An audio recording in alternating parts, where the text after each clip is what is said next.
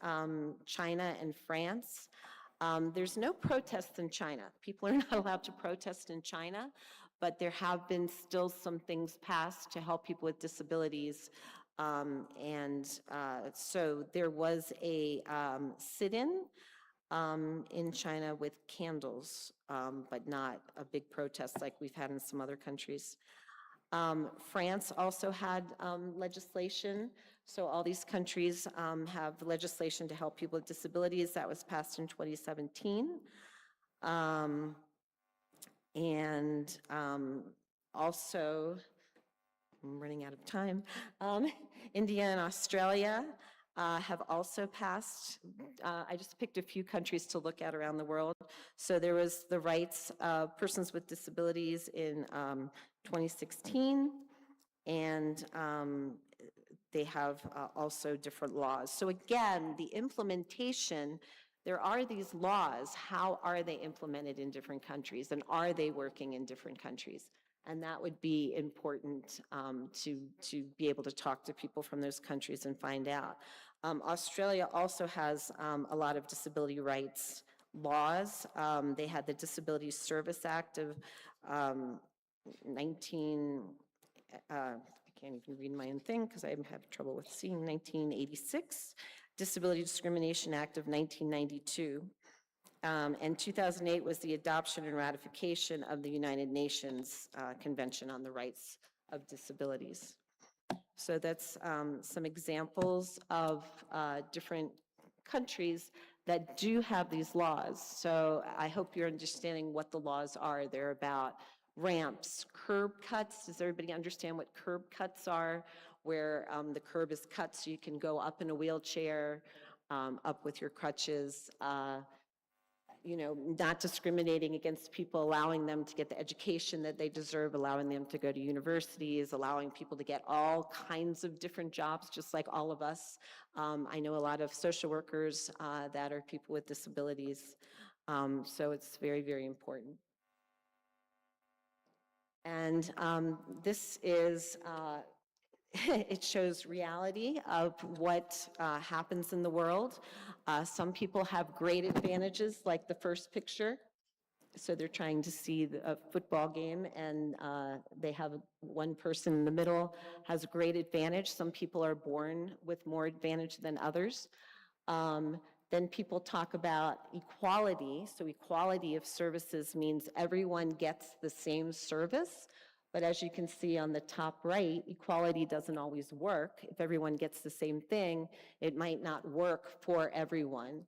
So equity means you make sure that people have equal access. People may need different amounts of services to get the equity to be the same as others. Okay, so that's the one on the bottom. I'm getting confused from my left and my right, bottom right. But justice is what we're looking for. So in all these disability rights movements, tear down all the barriers. Why is there a fence? Why is there something in the way? Why are there laws that, or discrimination or people's assumptions in the way? If they're in the way, that's what causes the problems. It's people's assumptions, the infrastructure not being set up right for you know, people to have accessibility. So once there is accessibility, once there is the thinking that everyone can do anything as long as you give them a chance, that's where we get to with the justice. So we're not looking for equality. Equity is better, but we're looking for justice, social justice for everyone in the disability community to have all the rights and all the privileges that everyone else in the world has all over the world. So, thank you very much. Do we do questions or? I wanted the questions to come later, but the way they are looking at me, it's like they want to ask a question or two, but I really appreciate how you've covered very many areas and looking at, including where we are in Kenya. And I like what you're saying, that disability should not be a welfare concern, but it should be, yeah, something like that. I got it. Yeah, so any question, maybe 1 or 2 questions? Quick ones. can even be a comment. You can even say she did it well.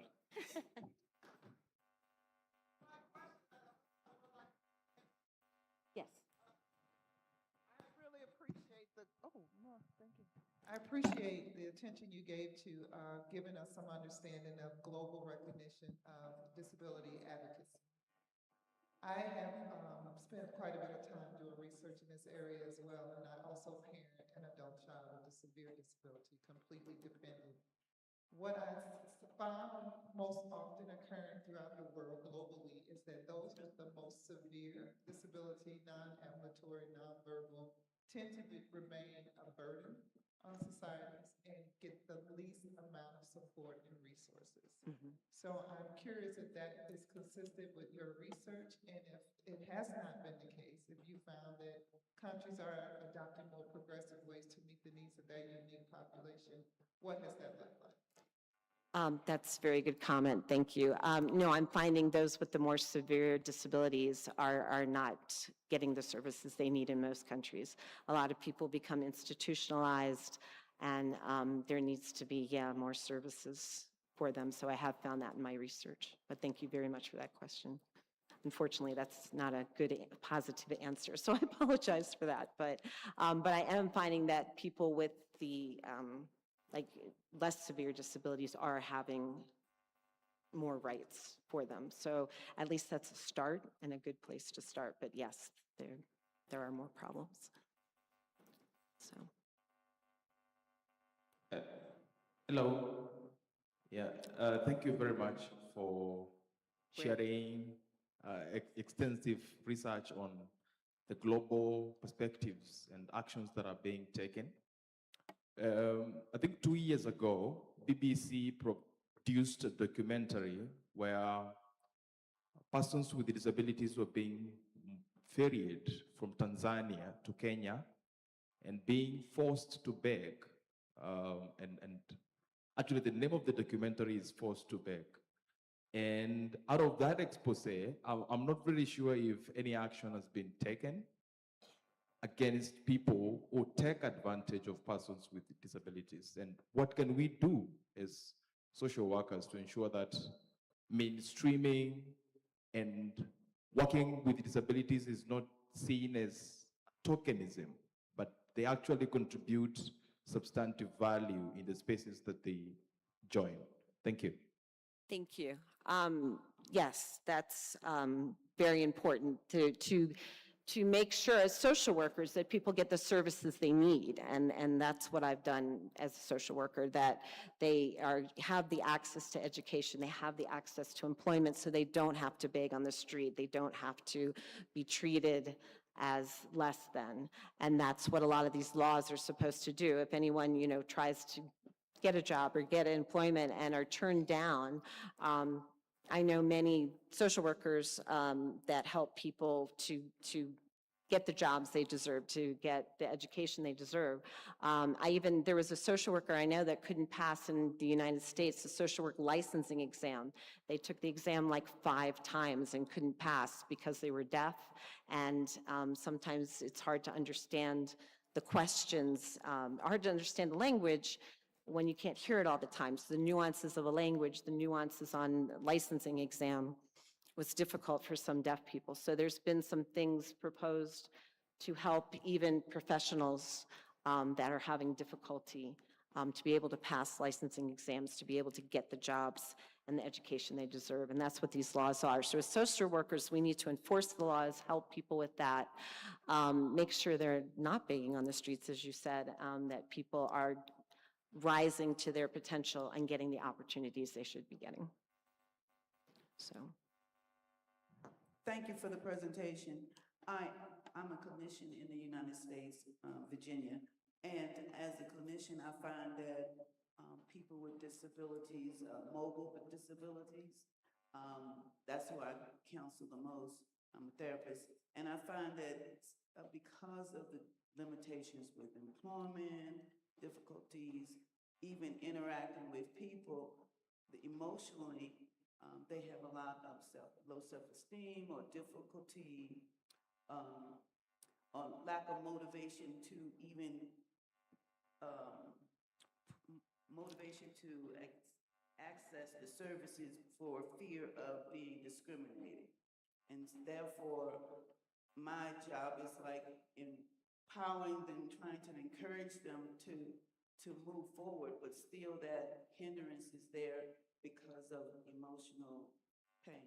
Yeah, so well, it was my main job. Now I work at a university, but I was a mental health therapist for people who are deaf and hard of hearing. Exact same issues, the feeling discriminated against, low motivation, and that can be difficult when you feel like the world's against you. And part of discrimination is your own self-discrimination when you feel that you just can't succeed because of all the different roadblocks that you've faced.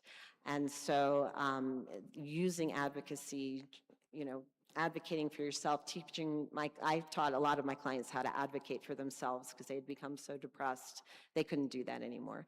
And that helps a lot, and helping them know that they can, and they can advocate for themselves. So thank you for your question.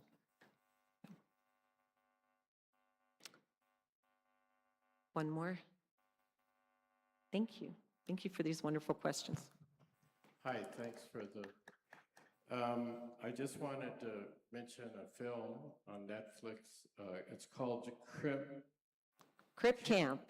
Crip Camp, yes. So Crip Camp, I'm sorry, go ahead. Disability Revolution. It's really a great inspiration of how organized and how people with disabilities organize to get that act passed.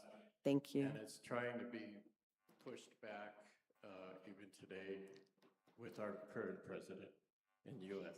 Yes, so Crip Camp is a great movie. It's about a disability rights activist named Judy Heumann who contracted polio and was in a wheelchair her whole life, and she helped pass Section 504, which was the precursor to the Americans with Disabilities Act, by doing a sit-in in the California governor's office.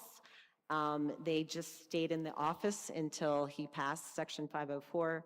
And so showing what people can do, climbing the Capitol stairs, doing sit-ins. 20 people stayed in the governor's office for like 2 weeks. But yes, it's a great movie that shows people banding together to advocate for themselves, for their rights. So, okay, I think I'm out of time. Thank you so much, everyone. Thank you for being here, and thank you for the wonderful questions.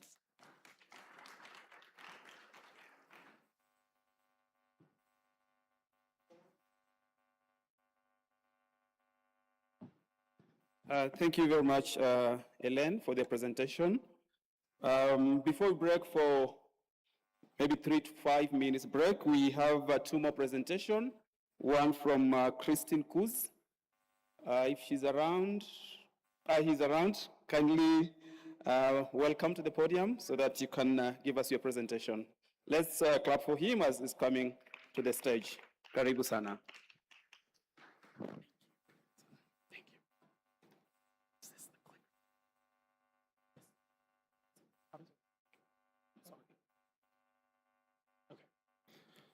Sisters and brothers, aloha.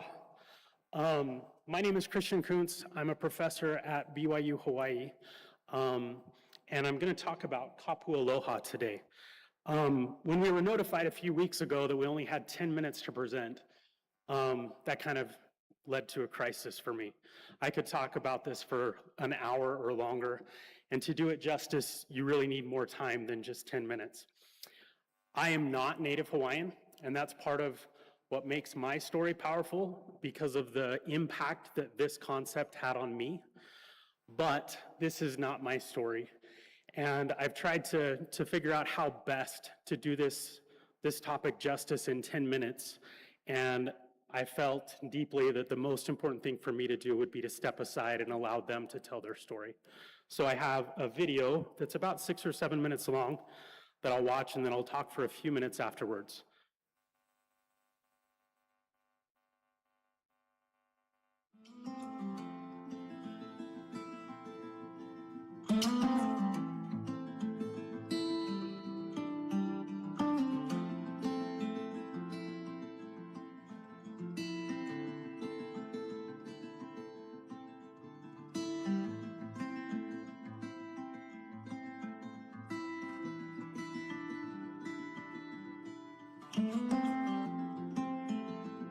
There's a lot of reasons we stand in opposition to the 30-meter telescope. Of course, the first reason is their construction on Mauna Kea is an act of desecration in and of itself. This is why conversations around whether or not they're paying enough money is moot, because the actual construction on that Mauna is desecration, and we will stand here until our death saying that no other construction is going to take place on that Mauna.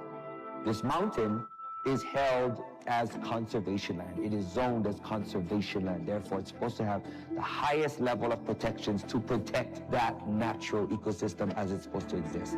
Astronomical construction projects, development, roadways, parking lots, visitor centers, none of that should be in these spaces.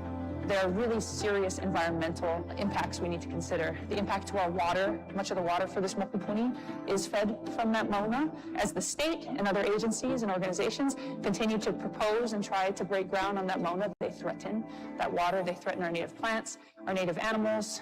It's really about a building and the inappropriate use of the summit of this mountain to house an 18-story building that has a 5-acre footprint and another 20 feet proposed to be built underground. And so the community, we're here with one common cause, and that's to stop trucks from going up the mountain to begin this newest project. There have been 13 telescopes built in all, and every one was going to be the last one. Our parents tried to fight it, we tried to fight it, and we continue to be steamrolled. And so we're not going to leave it for our children and our grandchildren to have to deal with. This is it. We're drawing the line in the sand, and we're not allowing any more development and no more desecration on the top of our sacred mountain.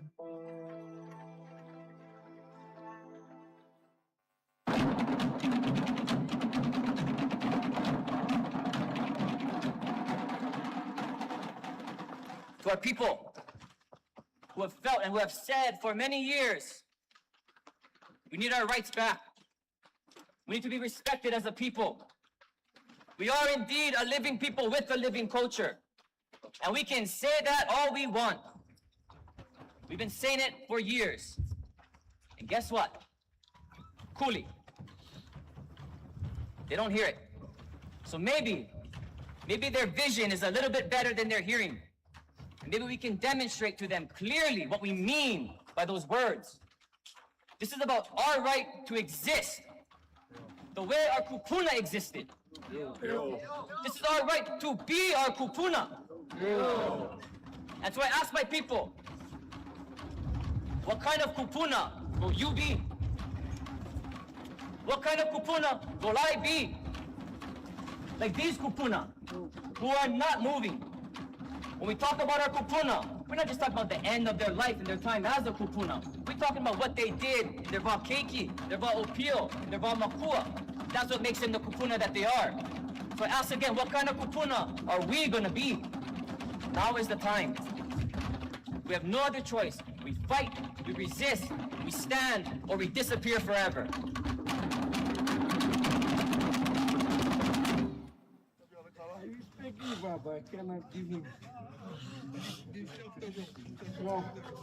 I like you guys man carrying me.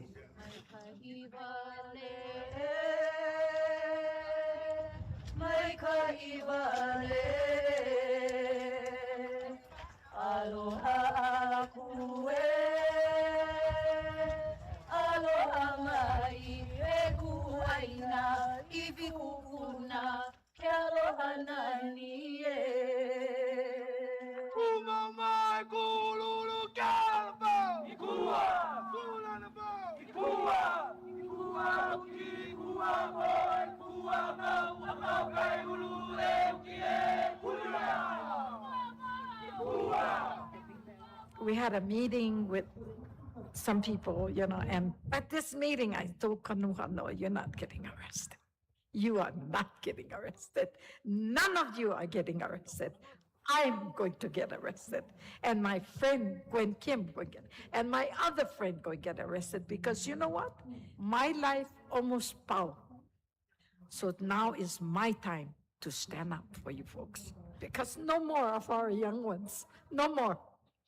no more. They have family, they have the future, they got their jobs. I'm already. I'm retired, I have my own hali. Enough. Let me do my part as a kanaka maoli.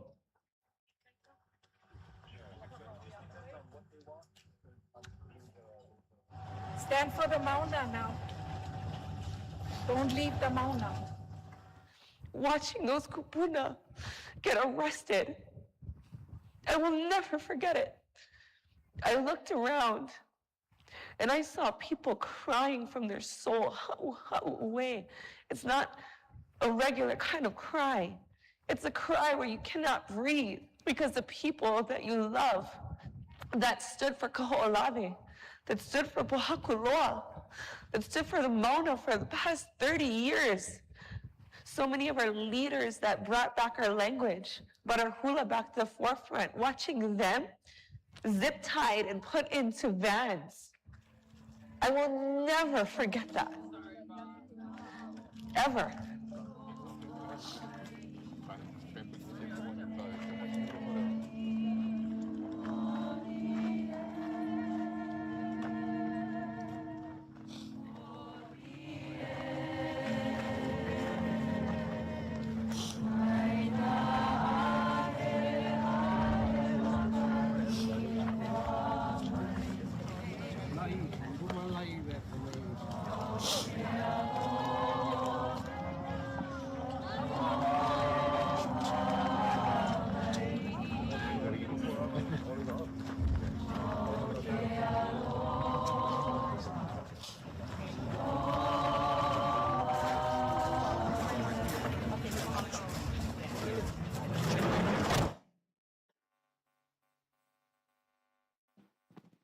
All right, so quickly, this is the story of the 30-meter telescope, a $2 billion telescope that is approved to be built on top of Mauna Kea, the most sacred space for Native Hawaiians.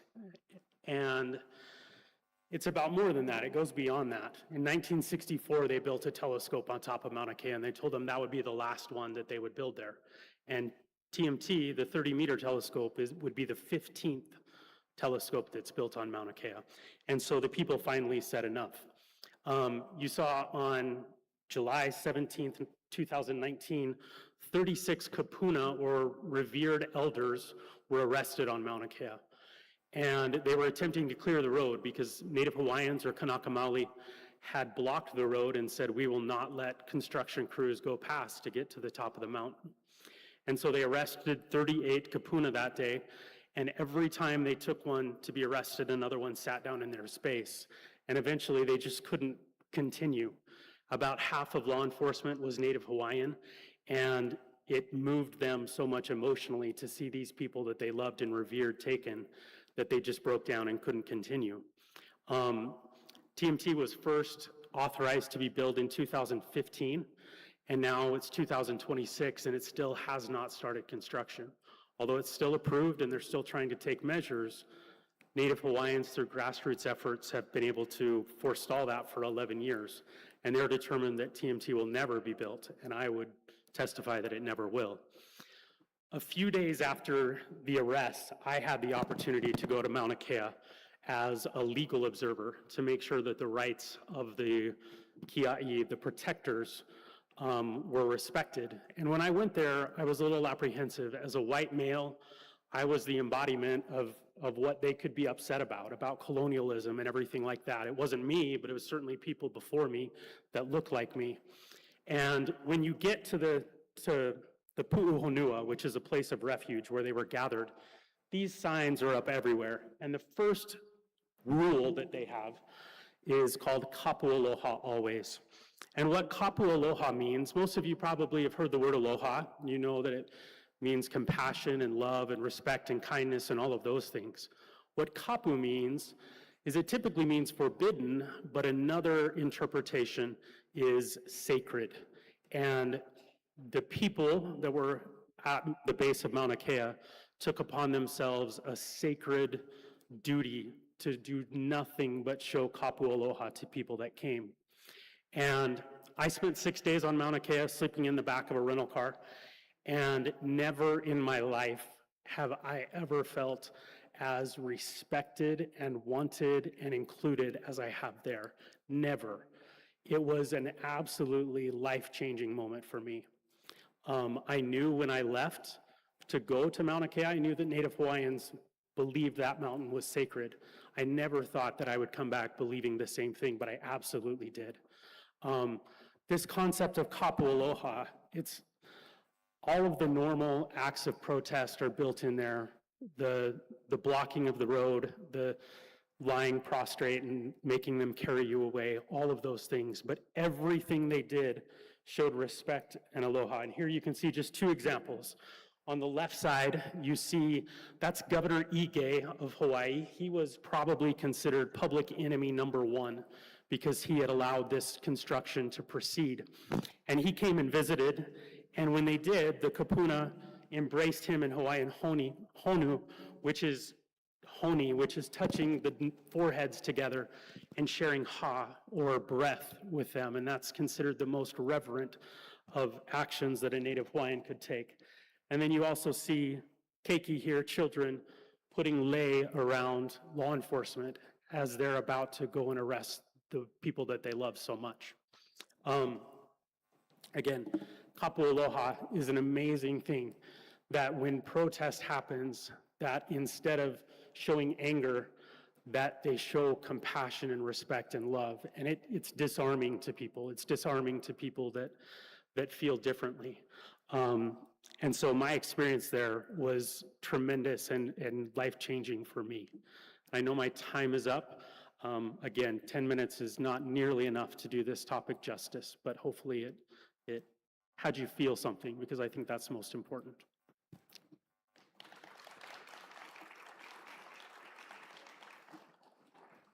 I don't know if there are any questions. I think we're running behind. We'll be quick. All right, I'm good. No question. If there's any question? Yes, there is a question there, or a comment.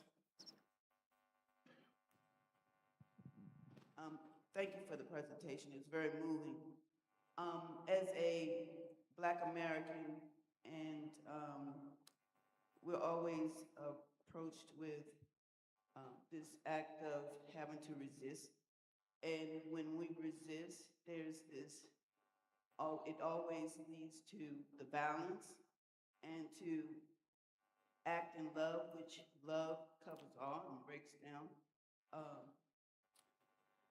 How do you, and then just stand in the midst of the violence and to demonstrate love when you're being inflicted?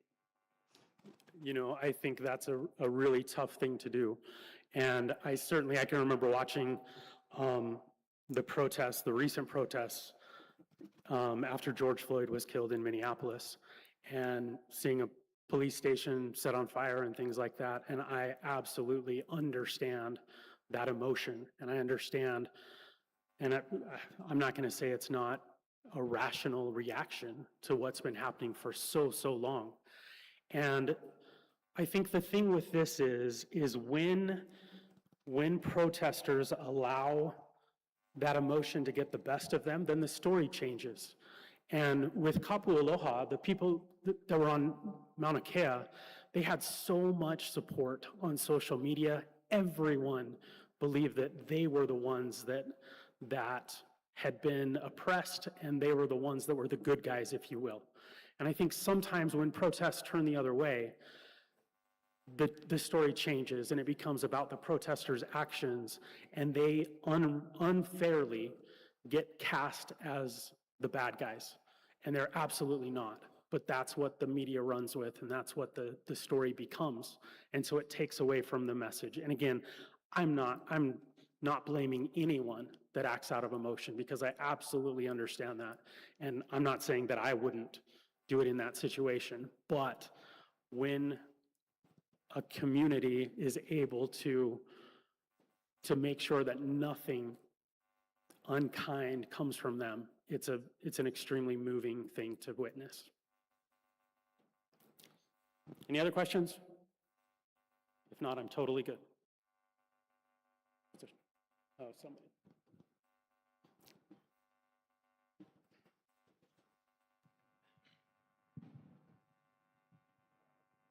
Thank you very much for the powerful presentation. I'm Joseph. I'm from Malawi. Now, what you've shared with us this morning, I believe that also resonates with what most of us in the Global South grapple with. I work in the field of social safeguards as a social worker, so at the intersection of where there are these complex infrastructure or projects that are being implemented in communities as part of development, so-called development. So with what you've shared, sometimes the communities in which such kind of complex infrastructure projects are implemented are so vulnerable, just as you have shared. Now, I just wanted to understand from your side, to what extent as social workers, or to what extent can we as social workers influence change? I know in your case, the Hawaiians have been able to stop the construction since 2015.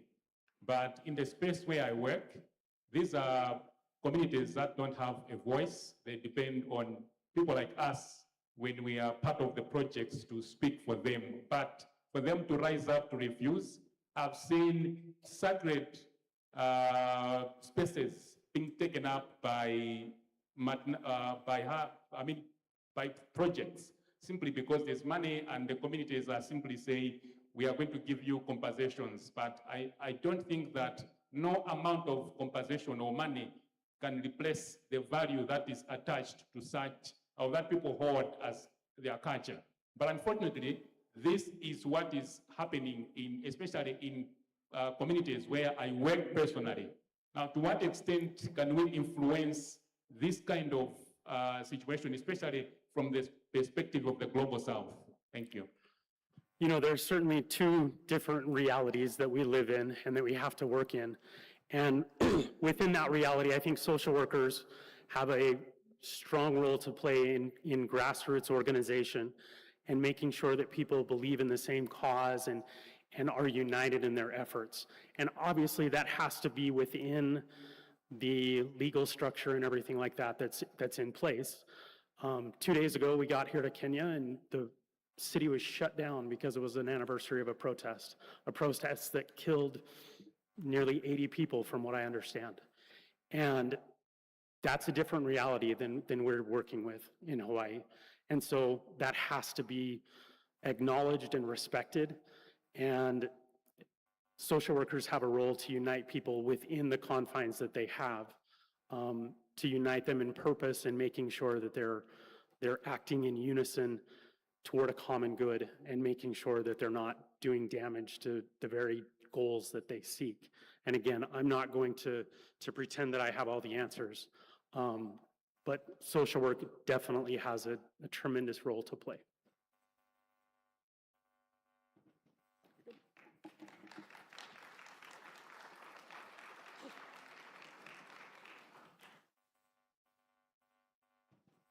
Asante sana. Thank you very much. Now our last speaker for the mid-morning is Michael, who is already here with me. Karibu sana, Michael. Let's go for him as he comes to the podium. Karibu sana, Michael. Thank you so much. Welcome. And how do I advance? This? Yeah. Perfect. Thank you. Good morning. Thank you so much for attending this session. I know we're already over time here, so I will be brief, but I do appreciate you taking your time to hear about this important research, what I think is important research. And my name is Michael Berghoff. I'm from Ferris State University in Michigan on the northern edge of the United States.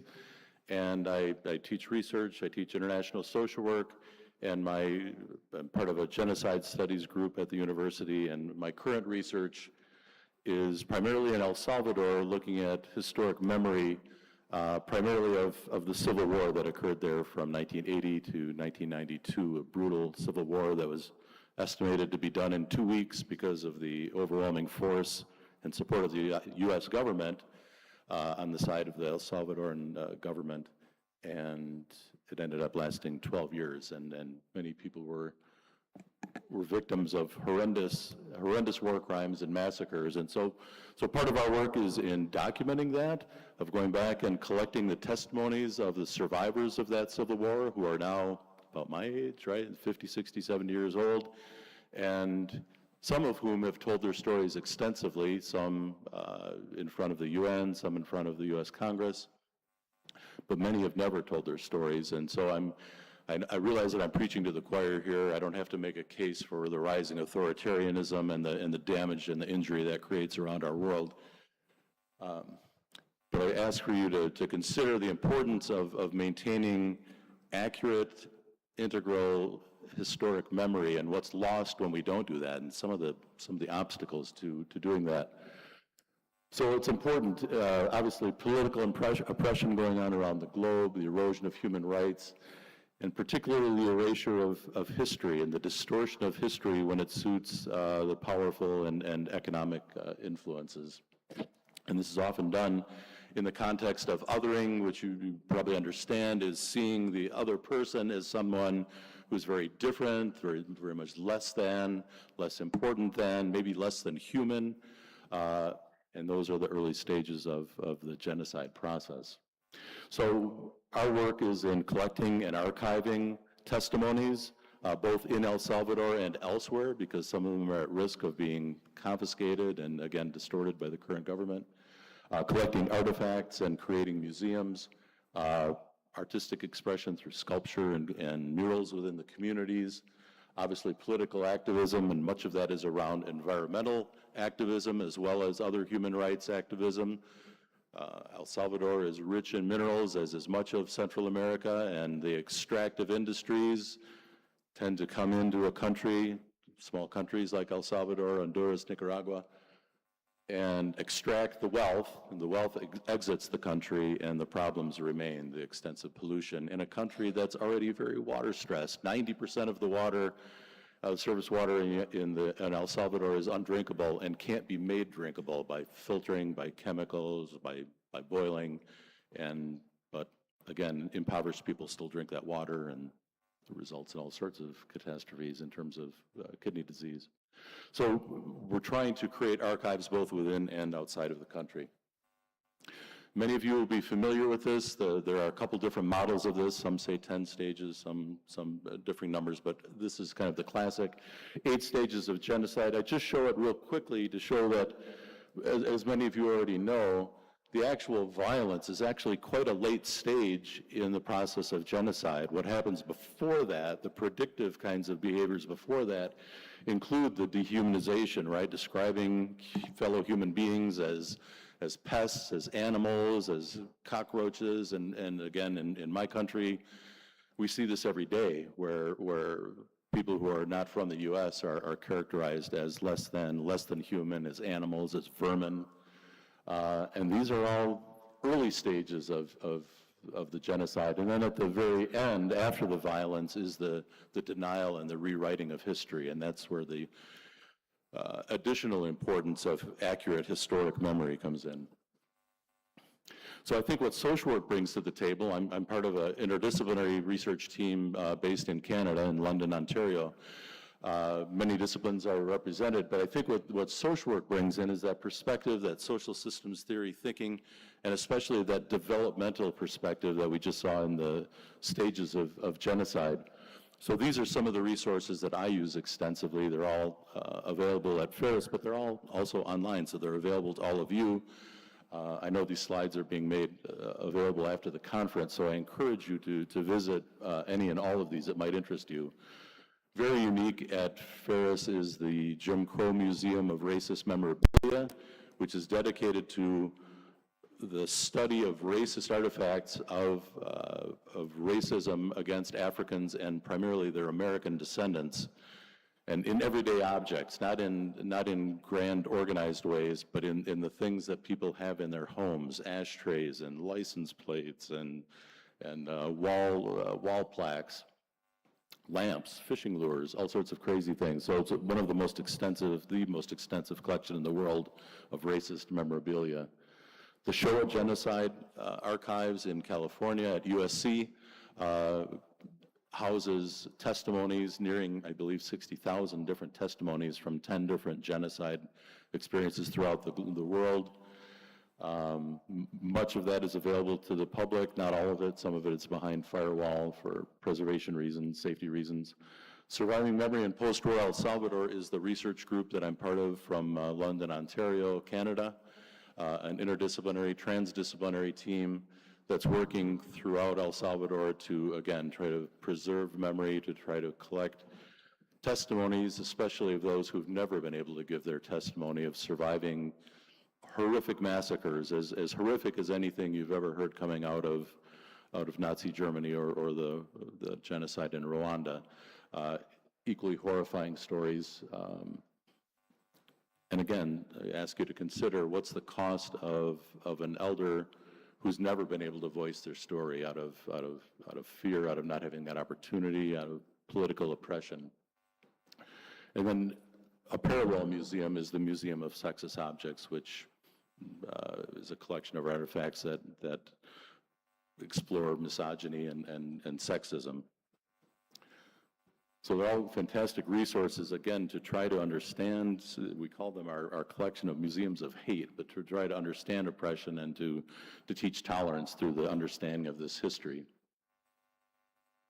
So the community that I'm most involved with for the last 20 years is El Salvador, northern El Salvador, a tiny but very important, very politically active part of the resistance always during the war and after the war as environmental leaders in the country led to the banishing the moratorium on metallic mining in the country after they looked at what happened in their neighboring countries, the resulting extraction of wealth and remaining environmental problems, cyanide pollution, erosion and incredible loss of water in a water-stressed country.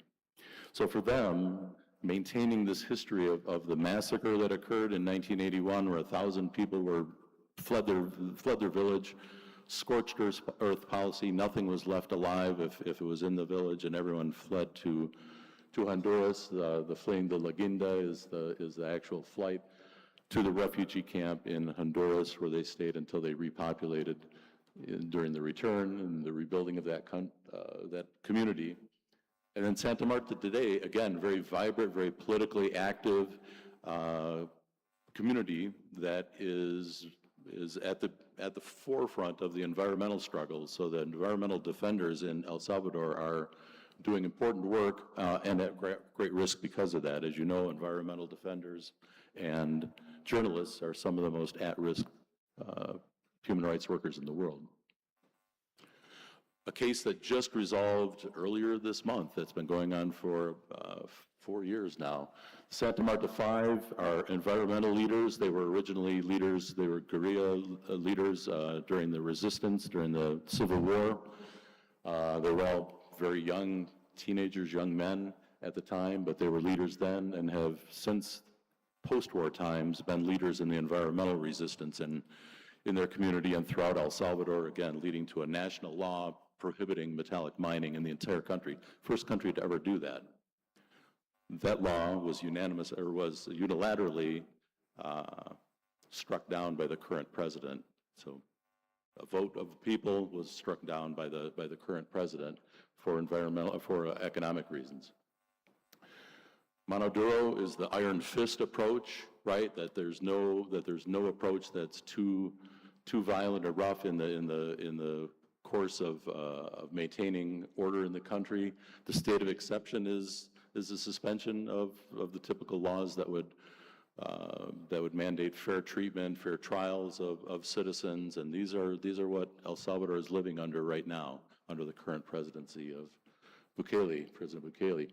So these 5, several of whom are friends of mine from the last 20 years, were accused of murder during the Civil War.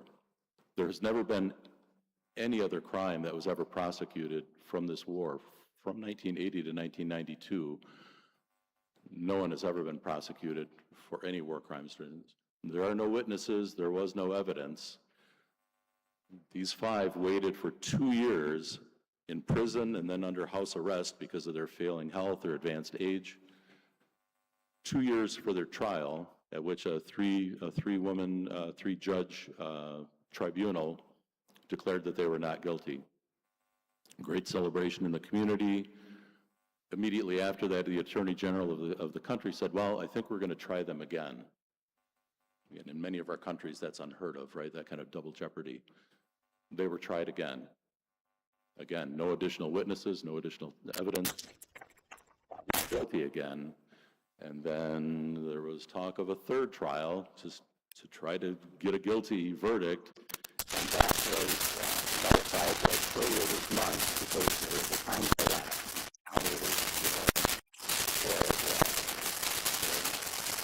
Not guilty and not headed back to court.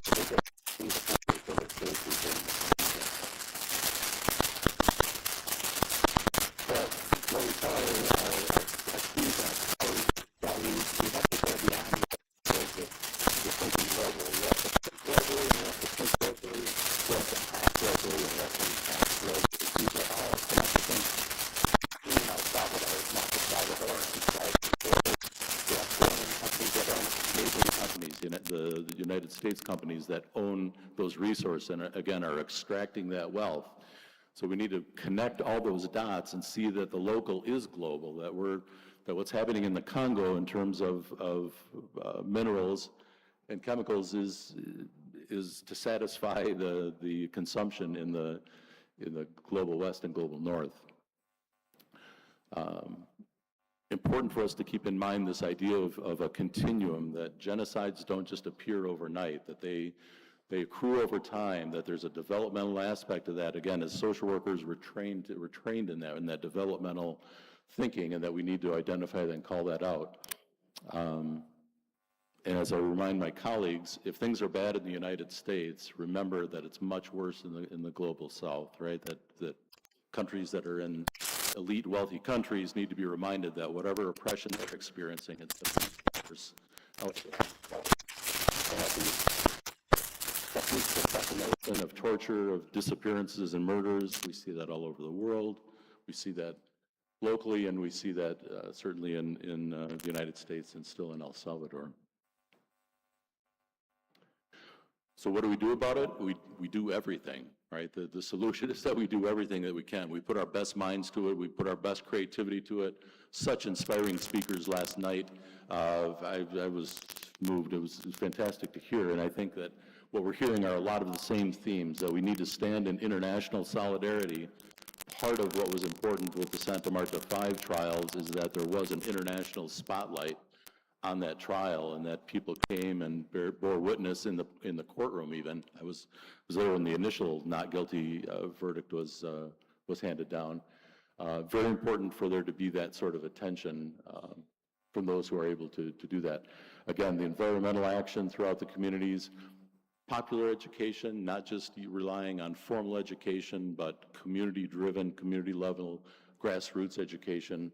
One of the things I was requested to do is start developing case studies, right? So that what we're teaching is consisting of what's happening right now throughout the world, and that our international social work includes international stories and analysis. We recently held last November a mental health event, which is different than a mental health conference, because the people that were invited to it were practitioners and survivors and students and community members, and the costs were largely covered under this grant from Canada, and it was done in a shoestring budget. But for 3 days, there was a kind of a nurturing mental health presence in the country, that all of these different groups came and participated together as equals. It was a fascinating, very moving experience. And I think that we need to continue to find justice for these survivors. It's easy, everyone loves to talk about how much we respect our elders, but when it comes down to really putting the resource into it and actually doing the work, sometimes we fall short. Certainly in the States we do.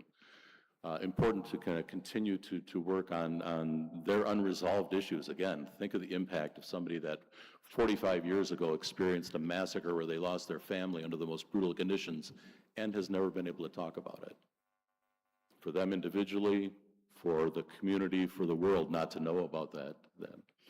So one of the things that we do is with both high tech and low tech, we are looking for graves, looking for mass graves, family graves, individual.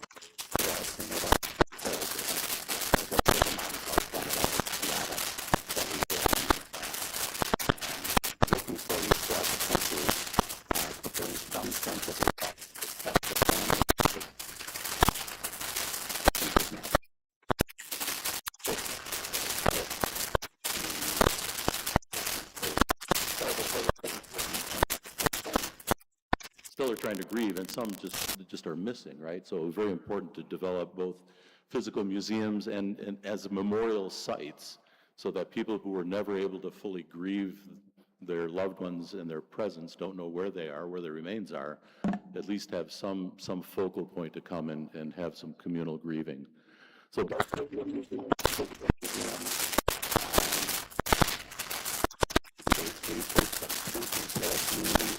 research involved providing locations where there are suspected mass graves, and then bringing it outside to the last time where there we can put LiDAR, sound penetrating radar,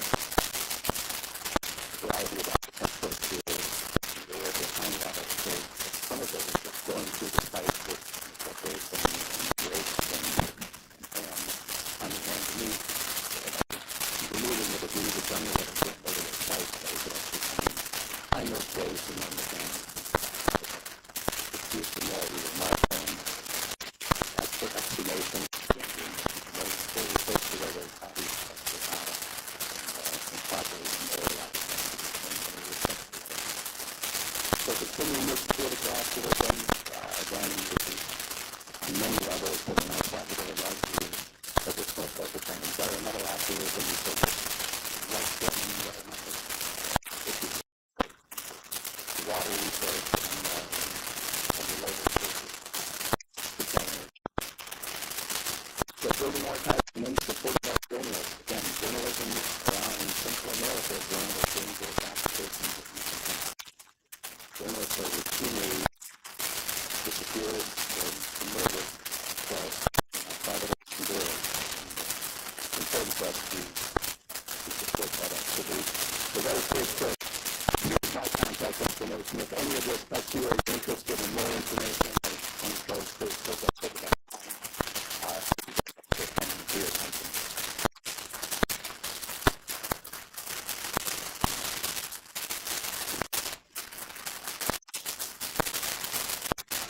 Do you have any questions or comments? Yes, we have a question here. Does the microphone?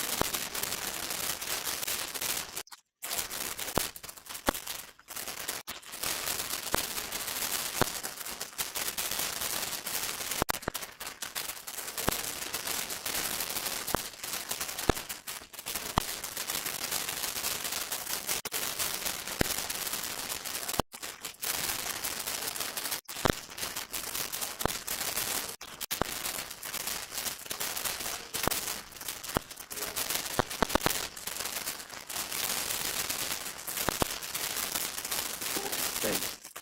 for that excellent question. That is very challenging and incredibly important part of genocide studies right now, is exactly what you're describing, right? And I try to present mostly in the United States, but oftentimes to Latinx audiences, to students from Latin American countries, and oftentimes and usually I'm with a co-presenter who is actually from Santa Marta, who is a community activist in Santa Marta and El Salvador.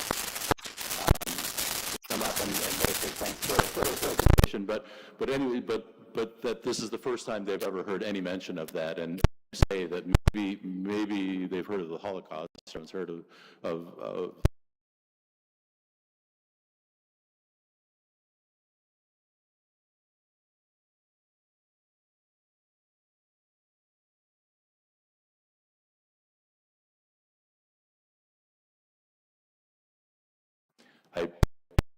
and I think it's important to understand complexities of those genocides too, how they are different, and how, especially in the global north, we're pretty, I hate to even say it this way, but pretty comfortable talking about the Holocaust. Like it's an okay thing to talk about, and it's understood that it's important for us to talk about. Whereas in my last trip to El Salvador, we were on the mountain that's literally the Mount Canada, but it's Cañada. And on that mountain, we were looking out over this enormous expanse. The irony is that the most beautiful places are the spots of the most horrendous massacres and atrocities.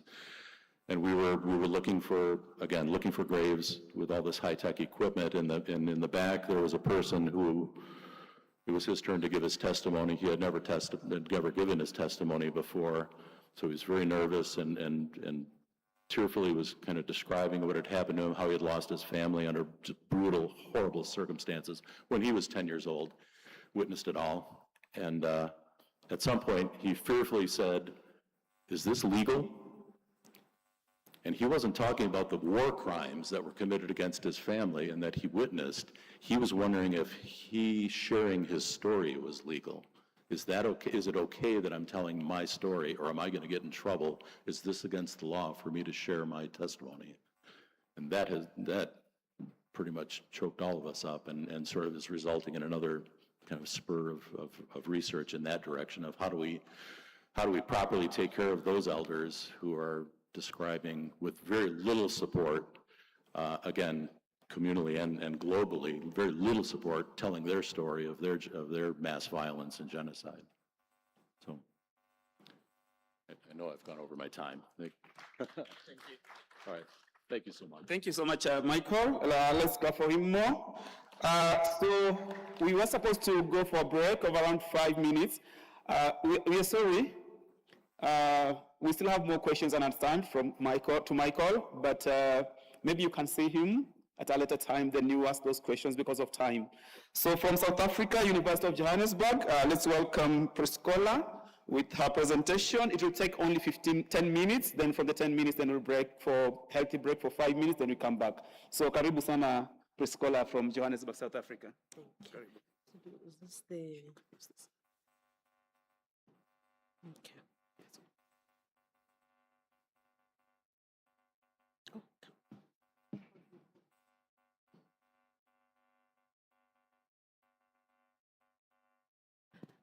Sanbonani, Dumelang, Absheni.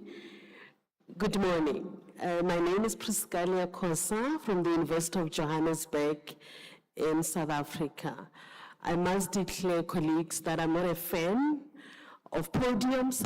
I see it as a barrier, but given that, the venue is huge, and for the purposes of audibility, allow me to be in front of the podium. I greeted you in 4 of the official South African languages. I hope you caught on that.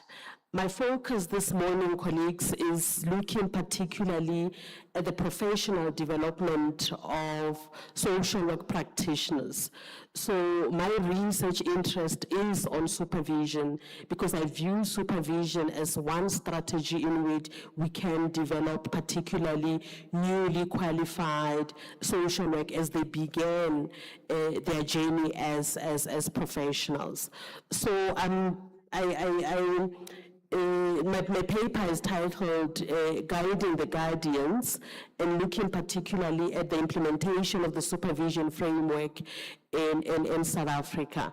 Although the research was done in South Africa, I'm hoping that it will have applicability, relatability, and relevance even in your different context. So it was part of my doctoral study, which looked at how the supervision framework in South Africa was implemented within a specific child protection organization in South Africa. And I particularly looked at a case study in a child protection organization, taking into cognizance that supervision within child protection sector is particularly unique, given that we're working with vulnerable children. We're working with children in need of care and protection. So the support of social workers is essential in those sectors.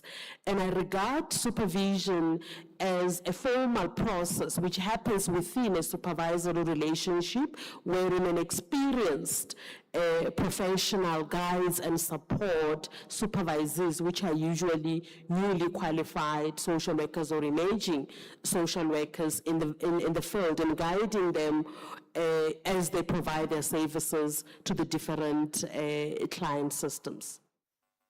So within the South African context, our child protection sector is very much legalized, which I would believe in most countries is the case. And because of that, social workers spend most of their time doing a lot of administrative functions, which then lead to even the nature of supervision focusing primarily on the administration. You know, your tick box exercises of how many cases of children do you have, how many children did you place in a safety house, how many children did you place in a children's home, but not considering the well-being of social workers themselves who are working with those vulnerable children. So hence, reflective and supportive supervision then becomes very essential, but research has shown that it's very rare. And what also motivated the study was also the context in which social workers in South Africa work within a sector wherein there's very high case loads, and they've got a lot of children who require protection, and also the working conditions and even the unreasonable ratios of supervisors versus supervisors. In some organizations, or even in the government sector itself, you might find that there is more social workers than supervisors, meaning that the supervisors end up having a lot of workload with supervising the social workers, and that also limits the formal supervision process that can happen between supervisors and supervisees. So the government of South Africa, in partnership with the South African regulatory body, developed a supervision framework in 2012. And the reason for that was because they realized that the nature of supervision which was provided at the time, it was very informal, what we call on the run, you know. It wasn't formalized wherein there's a clear professional development plan of social workers who are coming in, and a clear process of how those social workers can be supported in the field. So therefore, that affected the nature of social services that was provided to different client systems. So the government and our regulatory body came together to develop that social work policy in order to guide the norms and standards of how supervision can actually be conducted within different organizations in the country. So at the time that I was doing the research, there was no study that looked at how that supervision framework is actually implemented. So hence I was interested in finding out the experiences of social workers and supervisors on how that framework has been implemented. So I'm not going to bore you with the methodology, but just to say I interviewed 20 social workers as well as 8 social work supervisors in that specific organization, which was my case study. And the findings were categorized in terms of the 3 key functions of supervision, which is administrative, which focus more on accountability of social workers. And then secondly, the supportive function, which focuses on the well-being of social workers. And lastly, educational, which is supposed to be about the developmental needs of social workers. So the findings in terms of the administrative function indicated that indeed, and it confirmed what was already known in terms of the existing literature, to say a lot of social workers spend their time on admin, which therefore leads to social work supervisors also supervising the admin work. And this would include overseeing the reports that social workers must present in children's courts. This includes supervisors reviewing the reports, signing those reports. So they spend a lot of time doing that when it comes to the administrative function of supervision. And even compliance, did you comply with the legislation of South Africa when you removed the children, when you placed the children? So the focus becomes that. And then in terms of the educational supervision, what I found was that there is limited individual supervision, and I think when supervisors want to conduct supervision, they rely more on group supervision because they know it will save time. I will see all my 10, my 15, my 20 social work practitioners at the same time. So what that then does, it ignores the individual needs and developmental needs of social workers, because then it becomes a one-size-fits-all to say, okay, we're going on a workshop on adoption, we're going on a workshop on how to write a report. But you might find that individual social workers have different and unique needs in their growth and development. Lastly, it was on supportive supervision, which I found it was non-existent in the organization. And because there was no safe space wherein social workers can reflect in terms of their experience of working within the child protection care, their well-being in terms of how they're managing and coping with the workload that they have when it comes to child protection cases. And this was particularly because the focus was on the managerial supervision and the clinical supervision, because the clinical supervision tells us you care about the practitioner. Not necessarily what is expected of them, but you regard them as human beings who also have their own individual struggles which could impact on their working environment. And this is where supervision comes into playing a very crucial role in that regard. So from the findings, colleagues, what I can conclude is the fact that indeed the administrative function seems to overshadow the significance and necessity of reflective as well as supportive functions of supervision, which are significant if we are to care about the guardians who are supporting and guiding or who are supporting the children who are vulnerable. So therefore, the supervision process must also take into account and prioritize reflective as well as supportive supervision, which focuses on the well-being of the guardians, which are social workers, as well as their well-being. And also to add that, if the majority of us here are social workers, for sure in your undergrad program, somewhere, somehow, you learned about the ecological systems theory. You know that when you look at your client system, you look them within the environment. So similarly, when we look at practitioners or within the supervision from which I call the ecology of supervision, it is the safest use of the client system that the social workers work with. It is the practitioner, it is the supervisor, but also the organization itself. And this was an interesting finding because I looked at a specific case that they had a supervision policy which was aligned with the supervision framework. And what was interesting then was how uniquely they were doing supervision. So there was some alignment, but in some instances, misalignment with how the supervision framework was implemented within the organization, which tells us that even the organization itself, even the environment itself influence how supervision is conducted within different organizations. So my conclusion is therefore to say, with aligning with this theme around HARAMBEE, to say social workers, practitioners, we do have supervisors sitting here, social workers sitting here as well, is to say, embracing that, pulling together to say we are all here for the betterment of our client system, but the organizations must ensure that the supervision policies that they have, they speak to the well-being of social workers. Social workers are also considered in terms of the caseloads that they have in supporting their different client systems. Should you have further questions, comments, interest in this work, colleagues, you have my email address there. I'm not sure if we have time for questions and comments.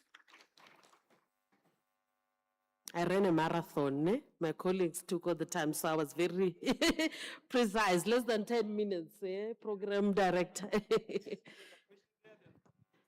Hi, my name is Ophelia, and I'm a social worker practitioner, and I love the presentation. And I'm the chair of Elias Science and Safety. Okay. My question for you, because we use also group supervision as well in science and safety, and my question for you is, when it was implemented, decided to be implemented in 2012, what was the anticipated impact on the children and the families? Right. So the supervision framework that I'm referring to is a framework that speaks about the importance of supervision of social workers in the field. So it doesn't necessarily target child protection organizations. So it's applicable to all organizations that render social services, right? But my case study was in a child protection organization, right? So I looked at how this particular organization has internalized and contextualized a national supervision framework within their organization. How are they doing supervision? How is it impacting social workers, and how is it benefiting the client systems, right? And then what I found was that they are implementing it in the administrative part of it, you know, the checklist ensuring the social workers are placing children, the reports are ready for child protection to be presented in children's court. So with that, it was implemented. But what was lacking was then the educational and support. Are social workers supported when they actually present these cases in children's court? Okay.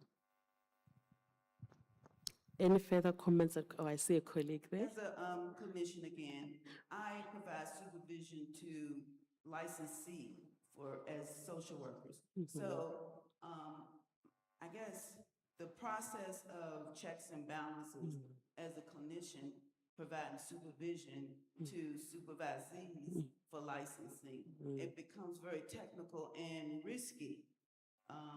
And when I say risky, it's because of today's society, you know, technology and fraud and I guess money, you know, people doing this, I don't know if they're doing it for money or what, but it turns out that the supervision that we provide is more face-to-face with the clinician, and we're not in the field of, you know, looking at their notes, making sure that they're seeing these people. And as a clinician doing supervision, your risk becomes very high providing supervision for other clinicians, supervisees. So how do we, as looking at this globally, because we have to protect our field, we have to protect ourselves, how do we globally address putting something in place to to monitor these supervisees and making sure that they're doing what they say they're doing when they're meeting with you individually? Mhm. I love that question, right? In South Africa, we have our legislation obliges social workers to be supervised, right?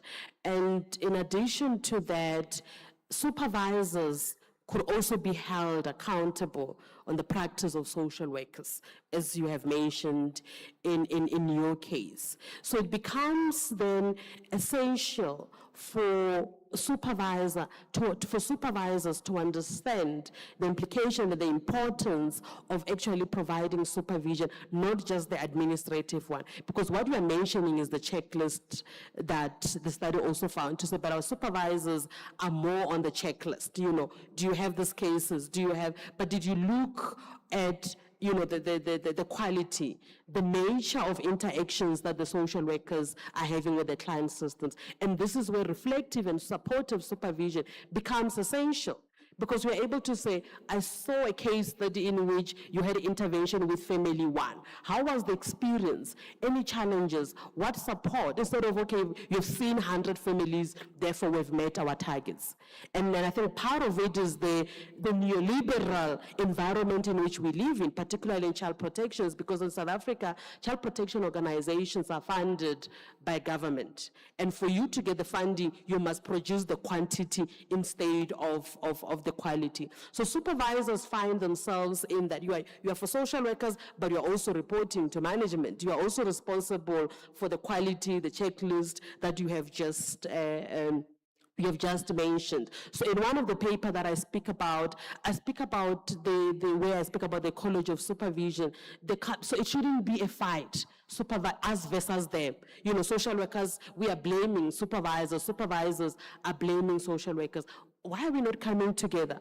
Because this is the struggle for the profession, and it affects, which is our main customers, the client systems that we are working with. So I would say globally, in whatever environment, settings, countries that we come from, can we pull together as practitioners and supervisors? What are the struggles of supervisors? What voices can social workers come to elevate the concerns of supervisors? What supervisors can do to elevate the voices of social workers? So I'm of the view that that collaborative supervisory relationship, instead of the us versus them, could potentially be a good start in ensuring that we safeguard the protection of children that we are working with, but also social workers are safe. And also you as a supervisor, you are without doubt to have provided the support to the supervisors, to the supervisees, but I'm also certain the work that they're doing is for the better of the communities that we serve.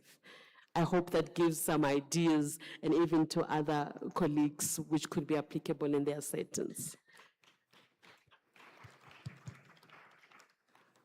Good morning, is it afternoon yet? Yeah. Hello. Hi. Thank you so much for this excellent presentation. Thank you. Really, it reawakened some of the research that I've done in the past.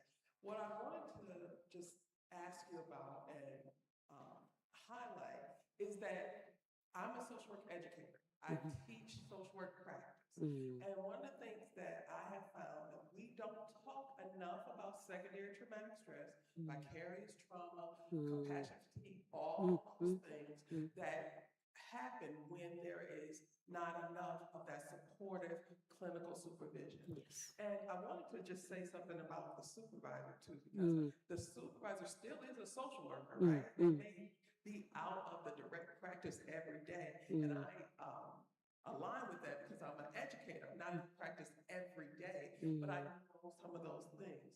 One of the things I try to emphasize is the ethical position that you are in as a social worker. If you are telling stories, not the truth, right, to your supervisor about what you're doing, you are in violation of the code of ethics, right? Not just the national code of ethics or the international code of ethics, but the state level where you can be sanctioned. So I think this conversation has to be integrated into more social work classrooms, that we are really talking about the work of helping people in who have experienced trauma, who have experienced all of these different catastrophes, has a toll on the worker, and the worker has some responsibility to take care of themselves, get the supervision they need. But my question, let me get to my question, I'm sorry.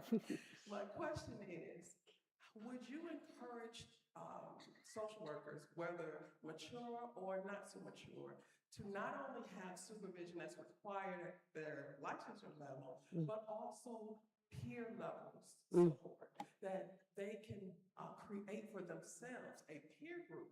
And so they're not only relying on the supervision that is required or provided for work, but they are pulling on and supporting each other.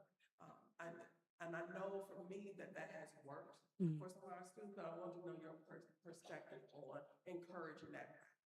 100%.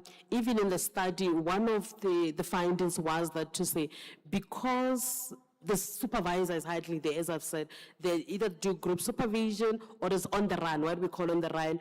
Have you done this? Have you done that? Not necessarily taking in with the social workers. So the social workers, they rely on peer supervision.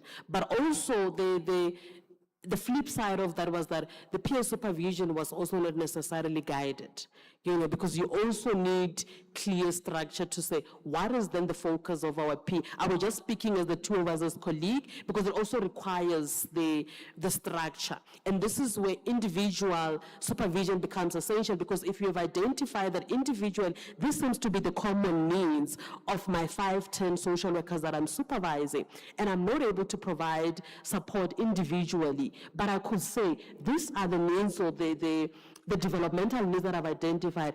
Could you work together to figure out how you support each other? So the supervisor role still is essential in guiding perhaps how that peer supervision could happen. So I'm definitely for that, but it still requires the guidance from supervisor in terms of what could be the key things that could be covered in those peer supervision sessions. And in the comment that you made, which I loved, now I forgot, I wanted to comment on something that, okay, yes, the ethical implications of supervision. Of course, I'm not familiar with US, I presume you're from the US, legislation on that. But in South Africa, we have what we call shared confidentiality. So, and this, which usually also happens in field practice, when our students are seeing clients, they share that with their supervisors, and they have to communicate to say, what you are sharing with me, the possibility that I might share with my supervisor because I'm working under supervision. So even in those professional relationships, because social workers, supervisors also have to be social workers, so there is that shared confidentiality to say, this is the case, I'm struggling with this case, and because of the ethical obligation of supervisors as well, then they are supported in that, so it wouldn't necessarily be considered as a breach, but the social workers need to communicate that to say, I'm still supervised, and some of these cases have to be signed and overseen by my supervisor, who is also a professional. Okay. I believe that was all. Thank you for your presence this morning, colleagues.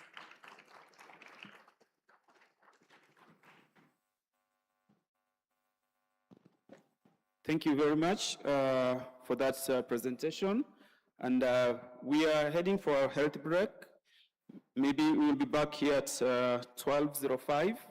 We'll be back seated so that we can start the afternoon session. Thank you very much and have a lovely time. Asanteni sana.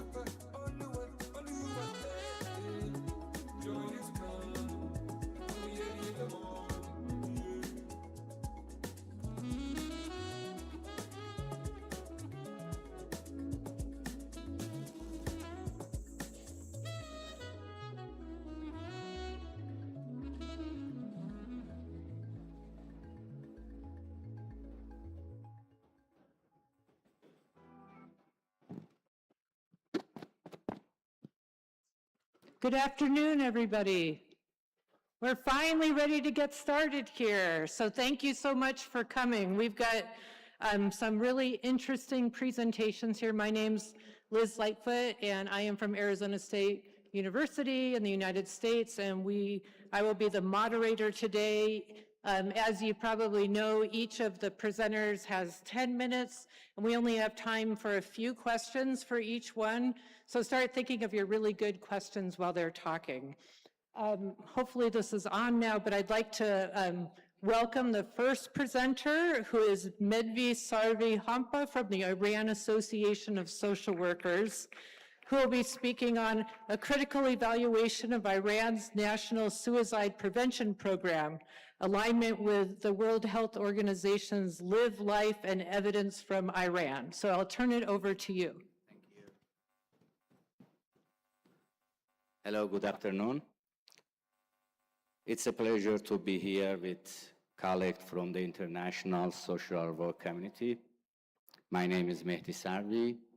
I am a board member of Iranian Association of Social Workers and CEO and chairman a national licensed social work institute in Iran. Today, I am pleased to share the finding of my research on a critical evaluation of Iran's National Suicide Prevention Program, or NSPP.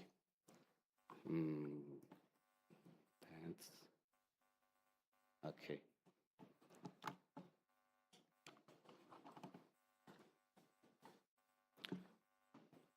Suicide is one of the most significant public health challenges globally. According to WHO, more than 700,000 people die by suicide every year, and most of these deaths occur in low and middle-income countries, like my country's Iran. In Iran, suicide rates have increased over the last 2 decades, despite growing attention to mental health. This highlights the need to evaluate if current prevention policies are addressing the real causes of suicide.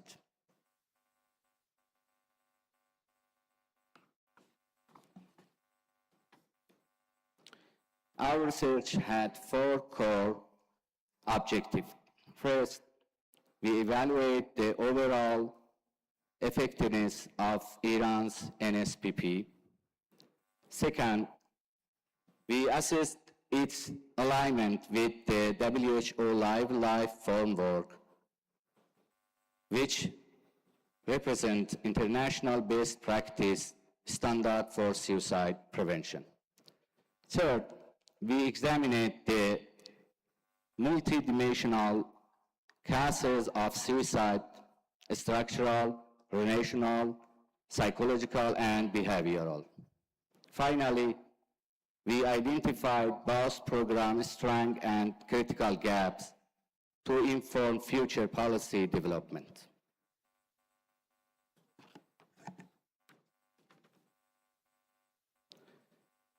This study used a 4-layer model to understand suicide.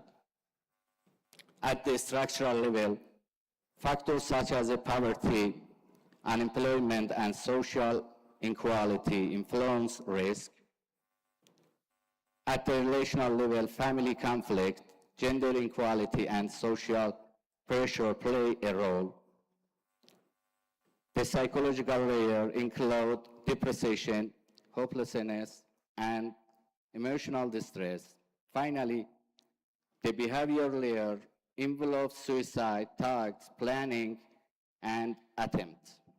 This model helps evaluate with the NSPP addressing all dimensions of suicide.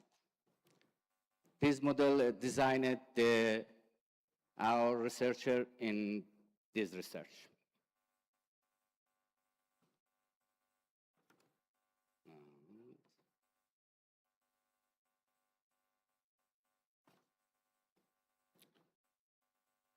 This study used qualitative document analysis. A total of the 58 documents were analyzed, including national policies, official statistics, WHO document, and academic statistics. The analysis compared NSPP policies with WHO life recommendations and with evidence about suicide pattern in Iran. This approach allowed us to identify both strength and gap in the program.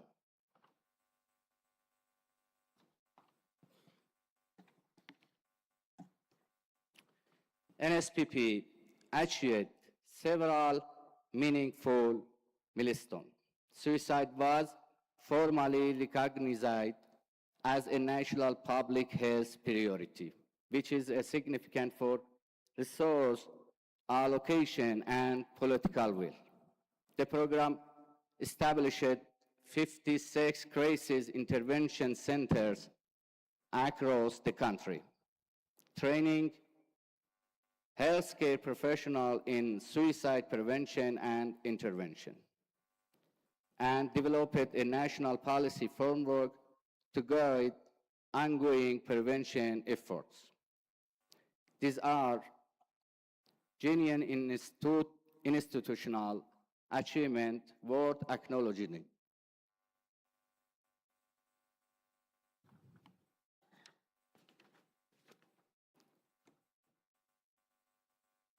Despite its achievement, this NSPP has notable weakness. The program takes an over-medicalized approach, focusing heavily on clinical intervention while under addressing social determinant of suicide. Governance is highly centralized, limiting local responsibility and adaptability. Community participation is weak. Civil society is grassroots actors are largely excluded from program design and implementation. And critically, poverty, inequality, and other structural drivers receive policy attention.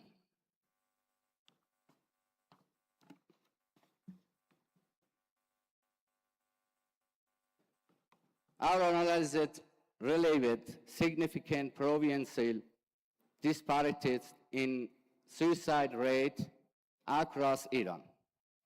You see in the slide, Western province, including Kurdistan, Kermanshah, and Ilam, show higher rates than Eastern and Central region. Gender-related also differ. Women face distance risk, including limited help seeking pathway and social stigma, while men face occupational stress and under-reporting. The NSPP currently offers limited gender sensitivity intervention to addressing these needs, representing a critical policy blind spot.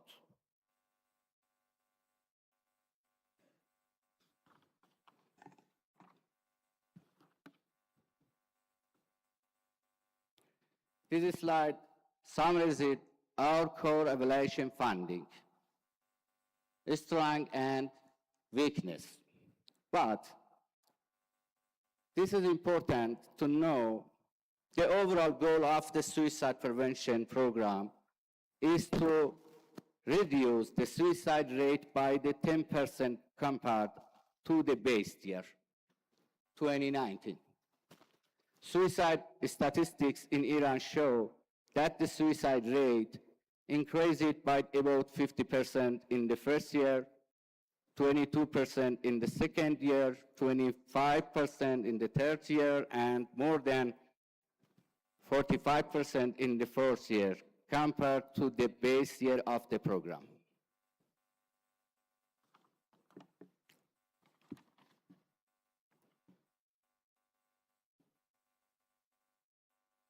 We know why program is working in Iran, but suicide rate growing. Because is medicalization. Not attention to social work, not attention to social factor. Just the focus on the psychological. Life form work, the WHO in the warning to the countries, suicide is not medical problem. Suicide is a social justice problem. If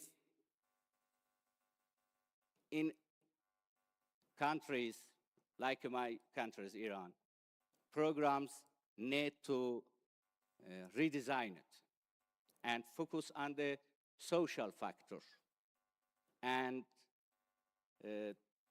give more power to social worker to working with the policy, political governance, and people who has an ideal to the suicide. Okay. And I'm sorry to my accident in English. I'm Persian, and to the learning the English. And thank you very much for your attention. Thank you.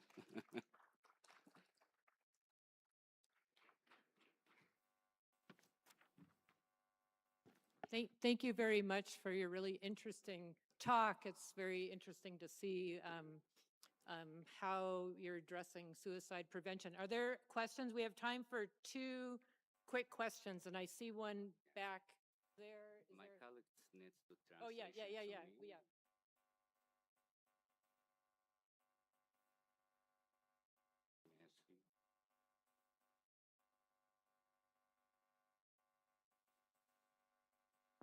Hello. Okay. I was wondering if safety planning was a part of the intervention process, and did you find it culturally appropriate? Do you find safety planning culturally appropriate?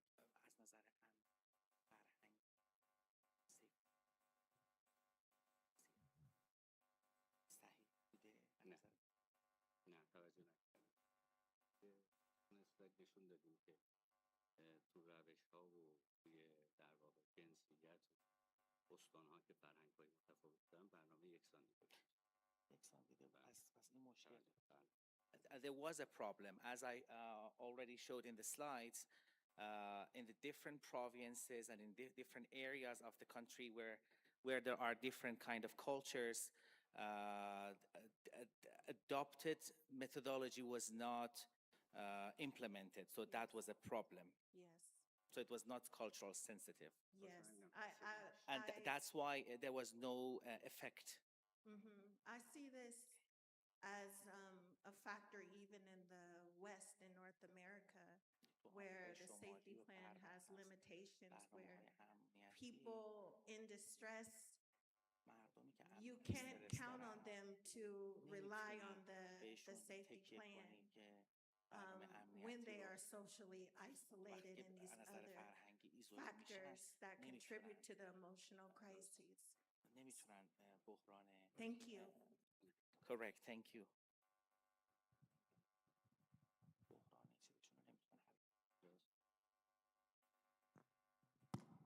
I was just thinking about culturally in terms of how does the culture in terms of the religion impact on prevention? What role does that play in prevention?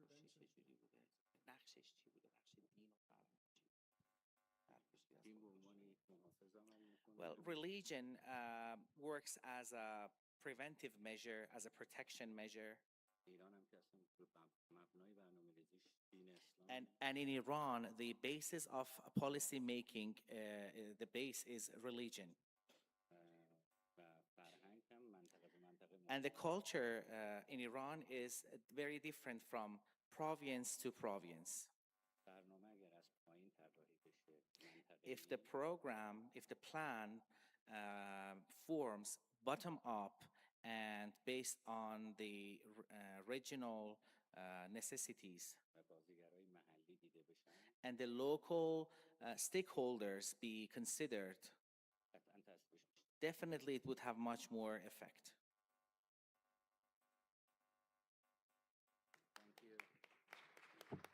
Let's give a big thanks to our presenter.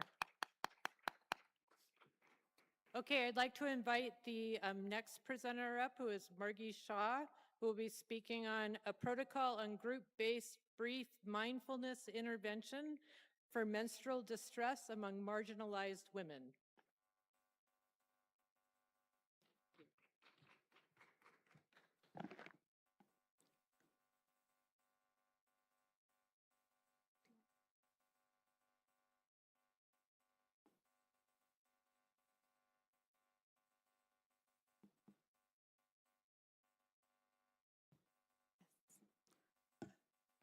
Hi, good evening, everyone. My name is Margi, and the title of my study is a protocol on group-based brief mindfulness intervention for marginalized women regarding menstrual distress during menstruation.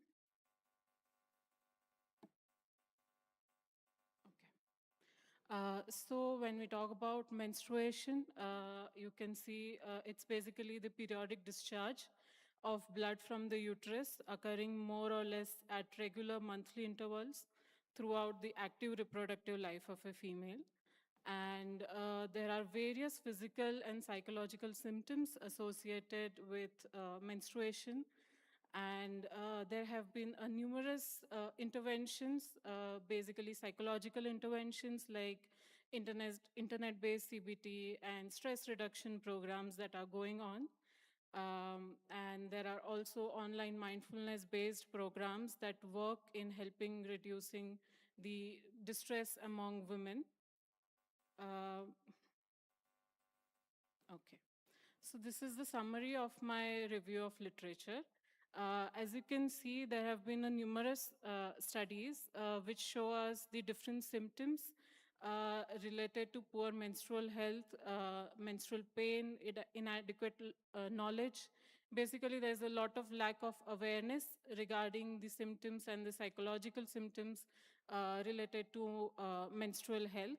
And it is significantly associated with a lot of mental health disorders like depression, anxiety, dysmenorrhea, poor quality of life among women and adolescents, and also suicidal behavior. There are numerous psychological interventions such as mindfulness-based stress reduction programs, online internet-based CBT programs, which are implemented to help women during menstruation.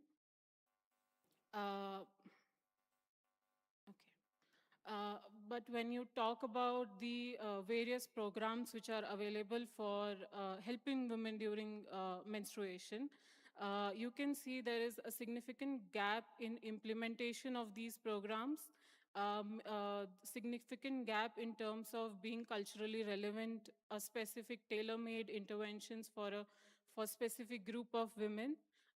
Which is not there, and that is where the need arises to develop a very customized and tailor-made intervention for specifically marginalized women. Okay, so the aim of my study is to assess the effectiveness of an online group-based brief mindfulness intervention regarding menstrual distress during menstruation. And this will be done with the marginalized women. The objectives are to assess the knowledge, attitude, practices related to menstruation and menstrual distress, to assess period poverty, and also to assess the effectiveness of the intervention. So when we talk about the methodology, my research design is a quasi-experimental design with a pre and post intervention assessment with a control group. My population is women, marginalized women aged between 18 to 30 years who are enrolled in this 20-month fellowship. And the sample size is 36 for one group, but considering the attrition rate, it is 52. We are using the purposive sampling method, and the participants will be screened using the menstrual distress questionnaire, where for the segregation of the intervention and control group, we'll be using a score of 20 or greater than 20.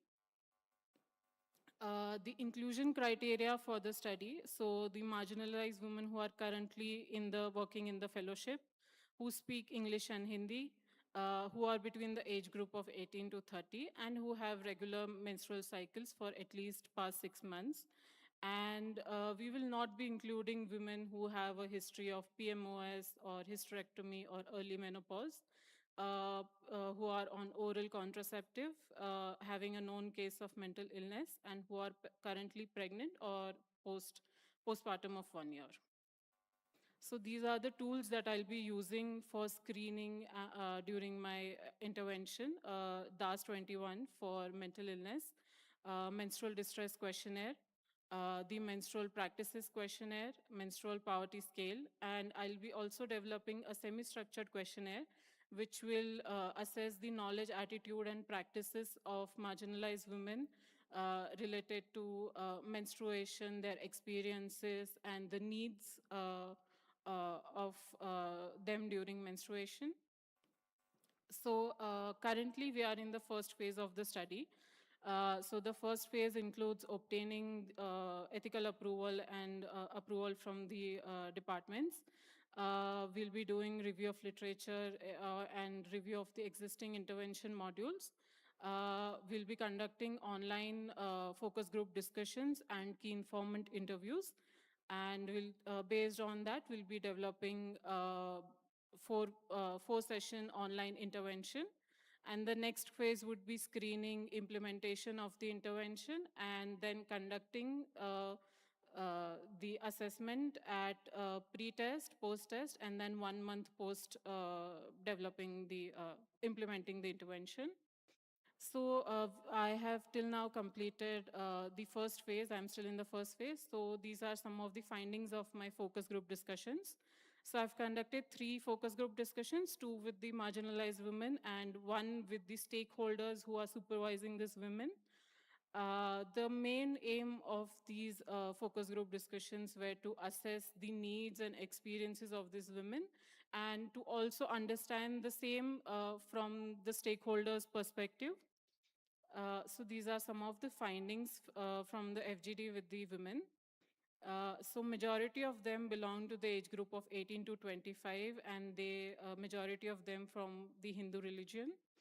69% of them were graduates, and majority of them were unmarried. And they belong to 2 states, basically, Bihar and Jharkhand in India. And majority of them were into their 13 to 18 months into their fellowship. Now, these are some of the findings. So when the marginalized women, when we had an FGD with them, so some of the symptoms and challenges and problems that they reported, so some of the physical problems that they reported were severe abdominal pain, menstrual cramps, and unable to move out, vomiting, nausea, and compulsory need to lie down and rest. So one of the verbatim is, "The pain is so severe that I cannot even stand or do any household work. I just have to lie down until it reduces." Similarly, there were a lot of psychological symptoms as well that they reported.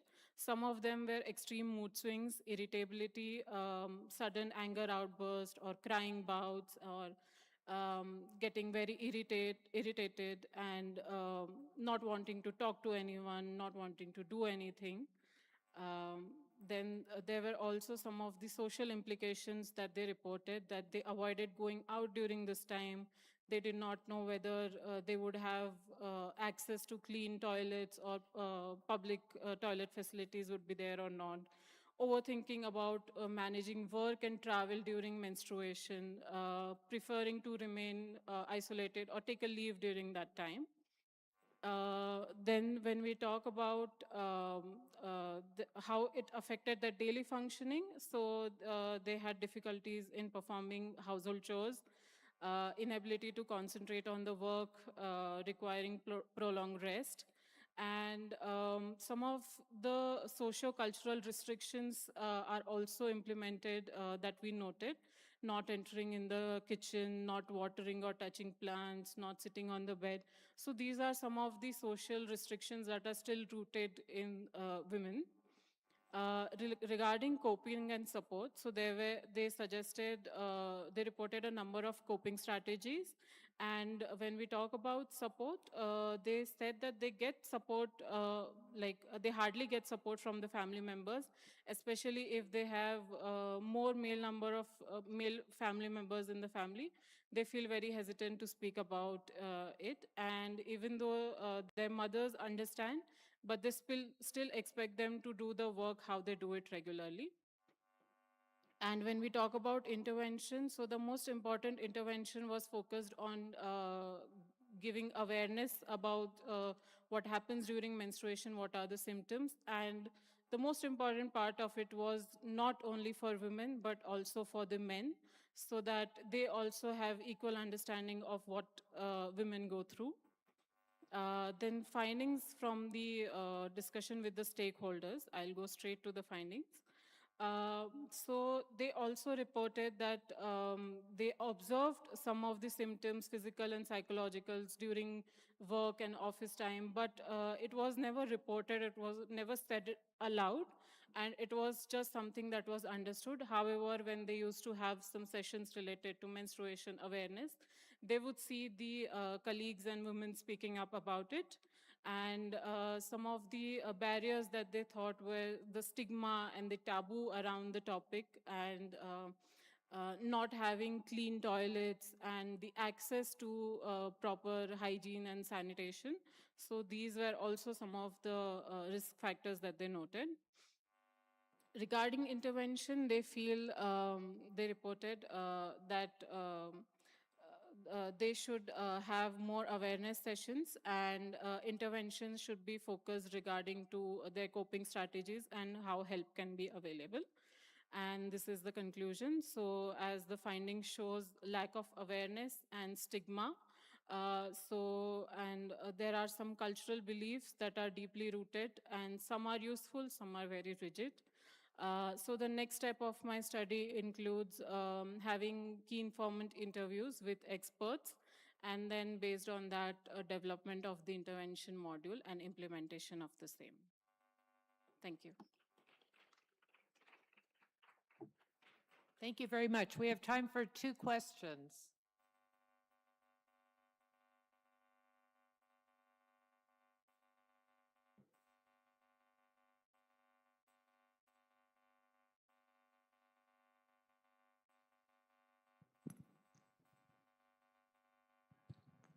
Hello, my name is Lola. I run a nonprofit in Nigeria that deals with reproductive health for women and girls, and I find your discussion very interesting. And when you talked about the intervention, what we basically go through, especially girls, due to our social and cultural norms, is that the girls are the domestic are the ones who are responsible for domestic chores.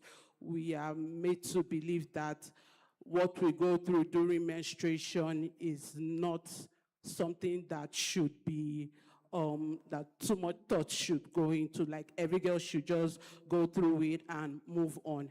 Now you talked about awareness. How deep or how thorough do we have to go through this awareness? I like that you also said that the men should get involved, our fathers should get involved, our brothers should get involved, but in a community sense, like how thorough, how deep should we get into this to help our girls or our women do away with the psychological effects of menstruation? Thank you. Okay, thank you for your question. So basically, when we talk about awareness, it first starts with ourselves and then within our family. So that's going to be the first step to break the stigma, to talk to menstruation with your father, with your brother. If you are able to do that, then I think the next step would be to going into the community, talking to maybe some of the leaders who are there in the community. You can speak with them, we can create an awareness session on it. But if only women attend, it's not going to resolve the issue. So it has to be everyone associated with the family of that particular woman to make sure that they attend the session, they understand what is happening.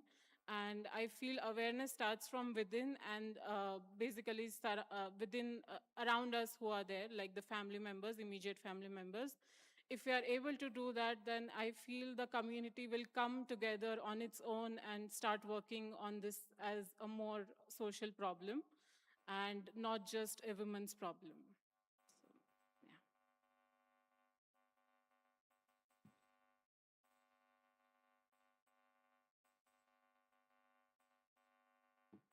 Okay, well, let's thank our speaker for this very informative presentation. Thank you so much. Okay, I'd like to invite our next speaker up, Victoria Oluwayemisi Dare, who will be speaking on medical social work practice in Nigeria, holistic health care, and patients advocacy.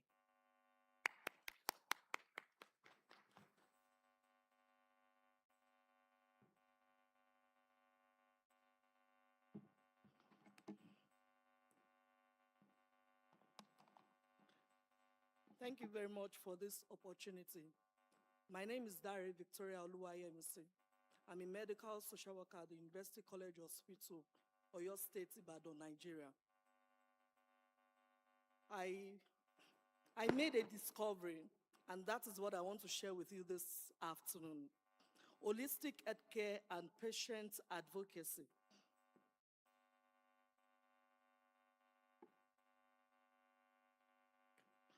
When we think about healthcare, we often focus on diagnosis, medication, and surgery. However, as social workers, we know that illness does not exist in isolation. Every patient brings a unique life story shaped by family, relationship, finances, and emotional well-being. These factors, commonly referred to as social determinants of health, significantly influencing treatment outcomes. In Nigeria, many patients are faced with enormous challenges. Medical treatment alone does not solve all patients' needs. Patients in Nigeria hospitals experience significant barrier to accessing and completing treatment in the hospital. These barriers that are often social and economical or psychological. The purpose of this study is to examine how medical social work contributes holistic healthcare and patient advocacy in Nigeria. To achieve this, I conducted a quantitative review of published literature from 2015 to 2025. After a systemic screening process, 28 relevant studies were reviewed to identify recurring themes and evidence of impact. The findings demonstrate that medical social workers perform much more than supportive rules. We conduct comprehensive psychosocial,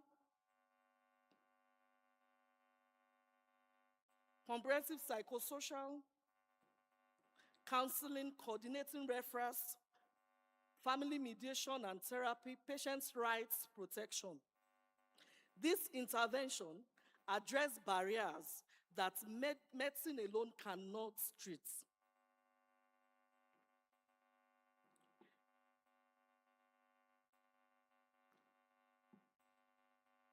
This is a case scenario among all the cases that I have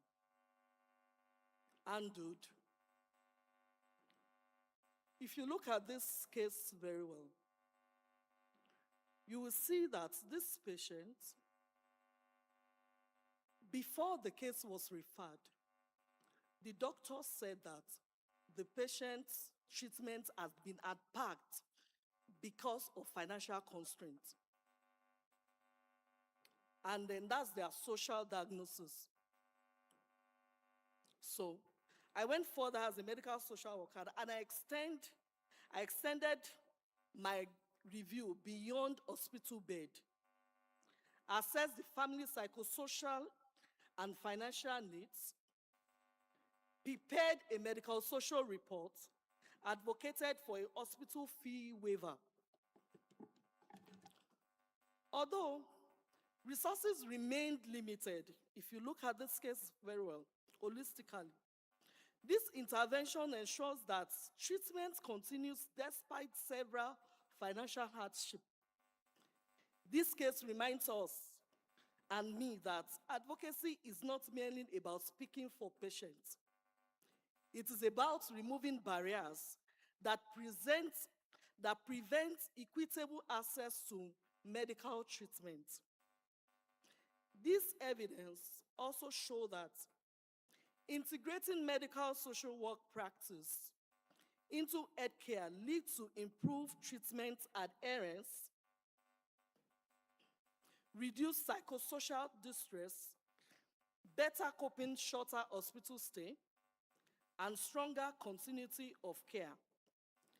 This outcome benefits not only patients and family, but also healthcare institutions and society as a whole.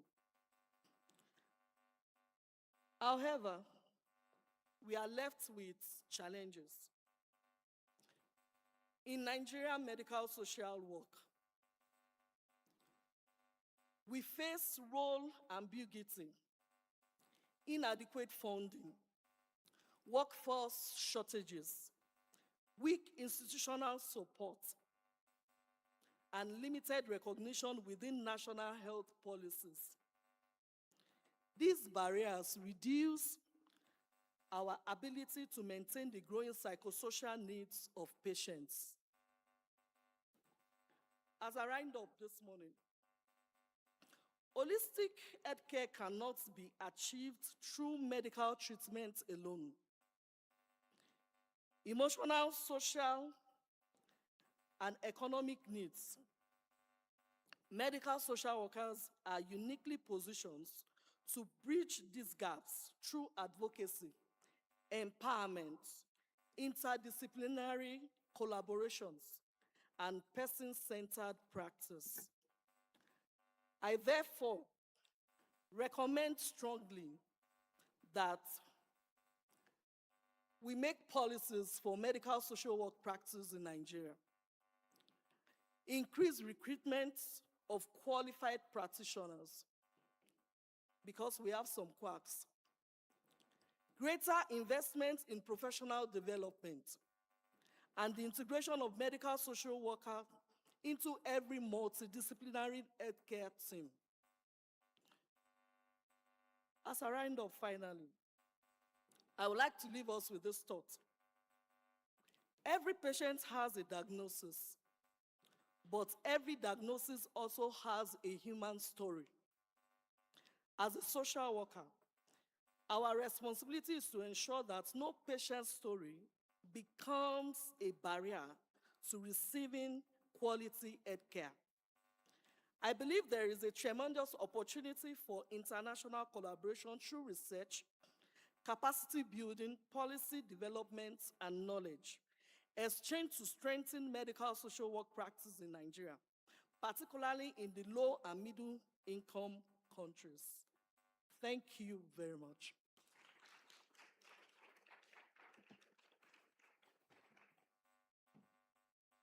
Thank you. We have time for 2 questions.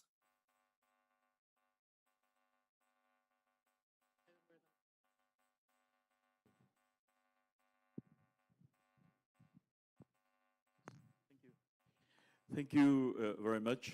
very interesting presentation. And I can relate to what social workers, for example, in Mauritius live. In fact, so be it the generic social worker or the medical social worker, we are the one who look at the problem of the person from an ecological perspective. The doctor at the hospital would look at the medical problem, and very often the root cause is not even medical. It could be poverty, it could be exposition to poor environment, etc. And when the person comes to the hospital, it is only for sometimes temporary treatment, because that person will go back to this harming environment. And your role as the medical social worker, looking at the ecosystem in the environment where the person lives, what does he eat, where does he or she go to school, etc., is very important.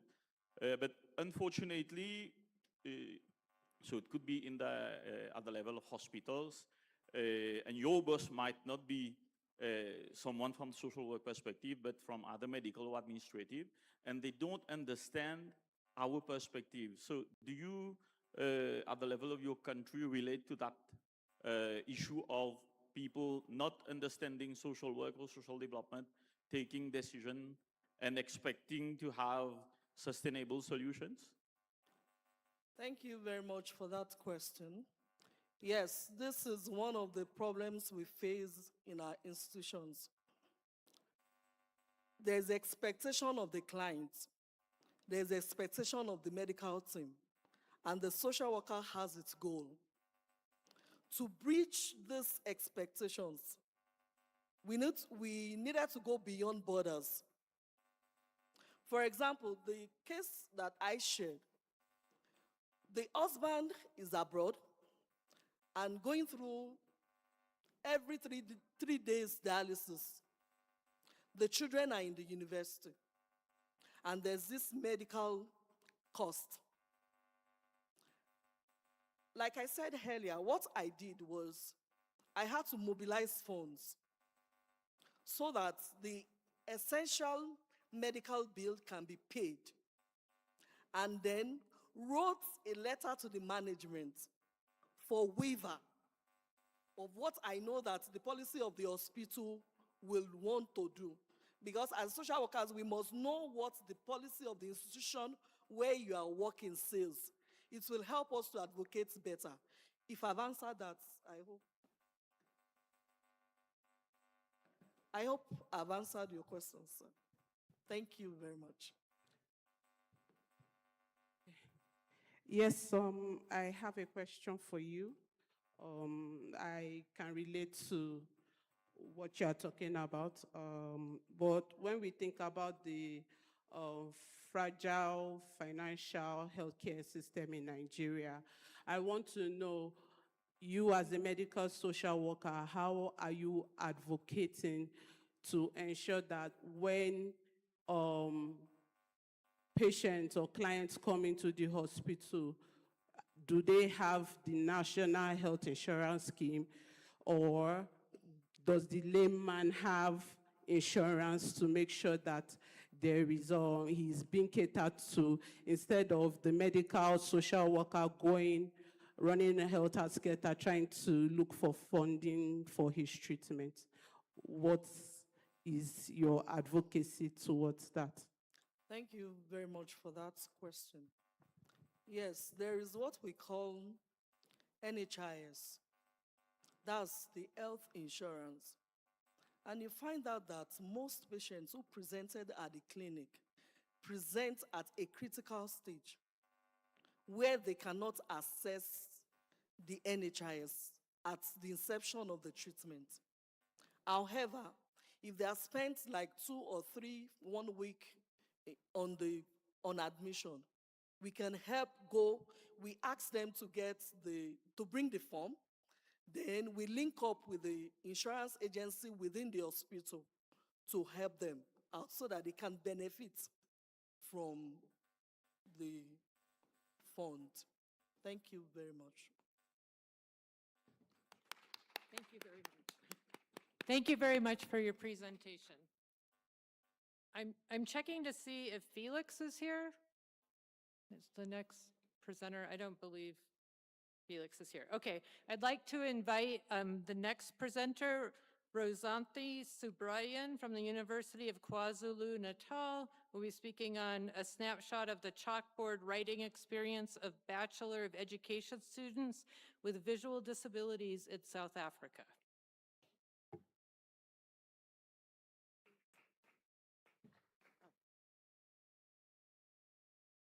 Okay.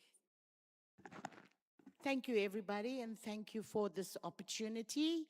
Once again, I just want to give you a snapshot of how students with visual disabilities access the chalkboard in their Bachelor of Education program. So, I think I'm a bit lost here. I need to change the slide.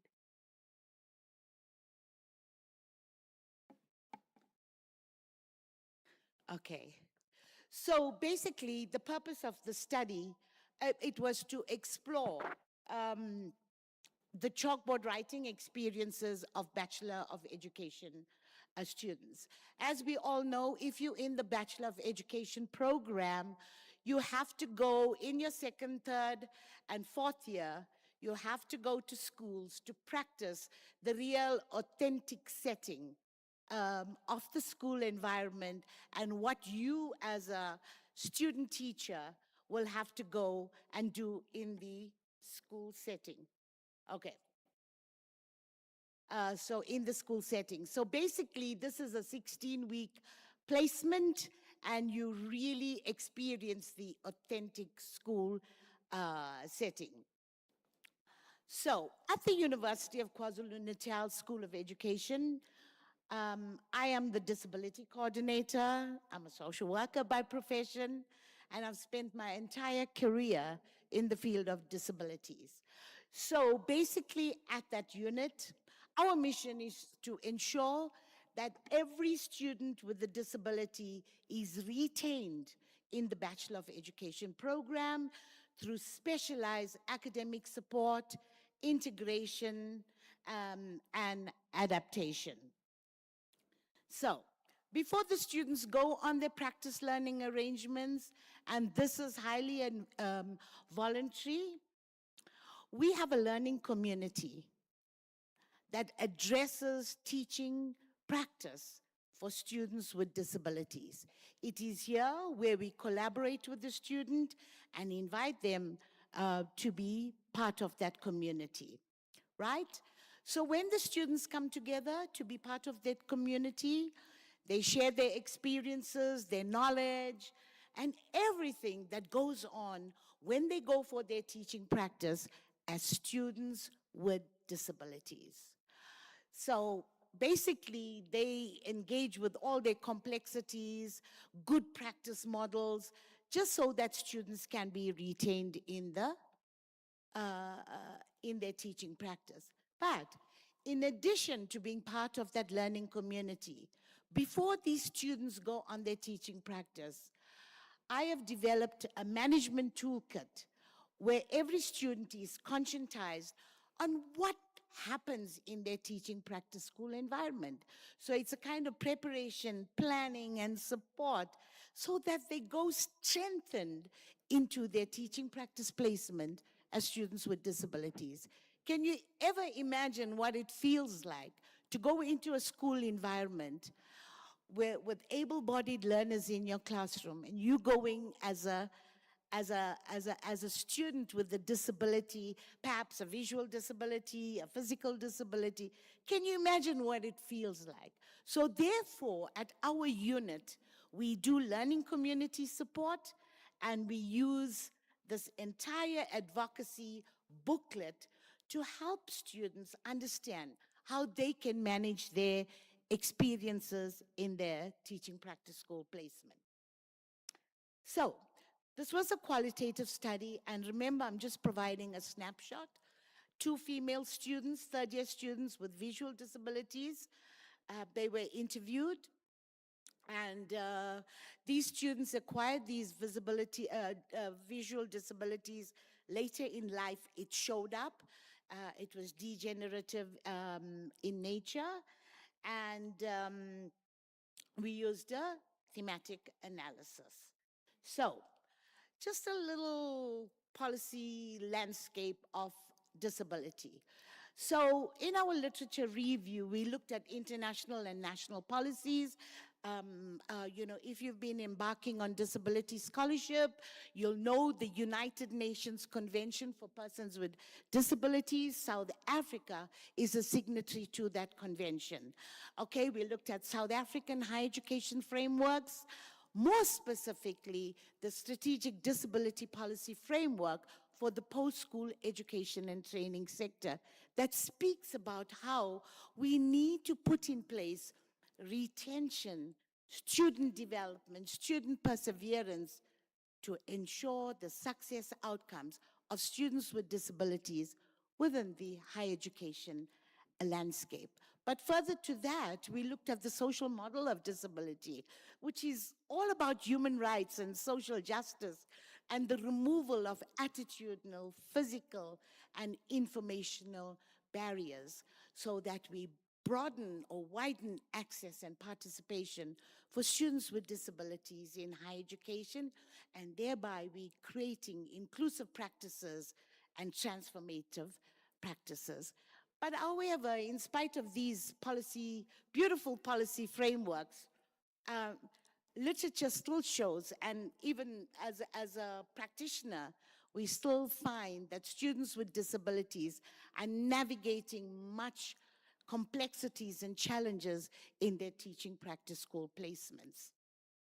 So there's lots of literature available in the world on disabilities, but not much is being said about how students with disabilities navigate their teaching practice placements. However, in the UK, a few studies have been undertaken with students with dyslexia and learning disabilities.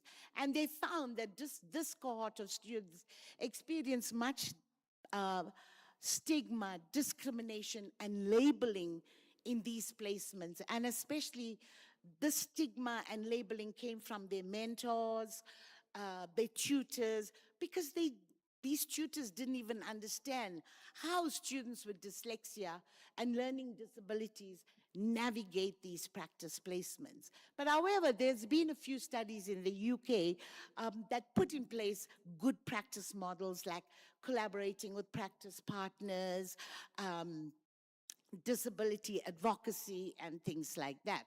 So, yeah, those things happened in the UK. So now, in South Africa, there is an emerging body of research that's that's showing us or making us understand how students with disabilities navigate their teaching practice placement. So this dialogue is very important for South African Bachelor of Education students with disabilities. There were studies that found that blind students actually failed or fared poorly in their teaching practice placement simply because the appropriate reasonable accommodations and special concessions were not accorded to these students. So it's telling us that in South Africa, we are still using normative resources and expecting students with disabilities to access these resources designed for able-bodied students.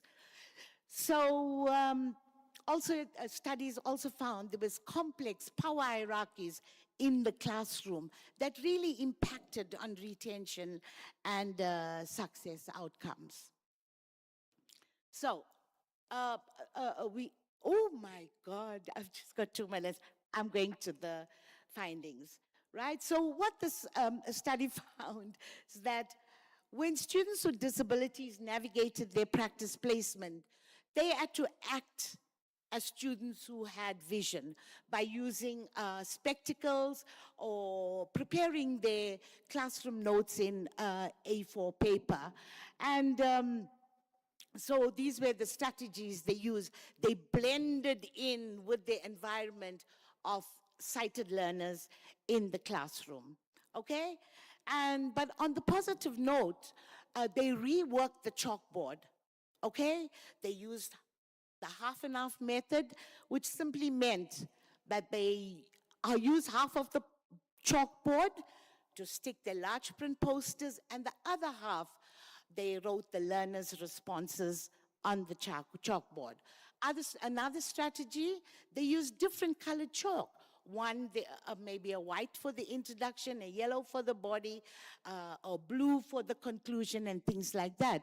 So these were the positive strategies that they used to actually navigate the chalkboard, which was designed for a sighted teacher. So lastly, it was also this teaching practice booklet that helped them expand their capabilities as student teachers with visual disabilities.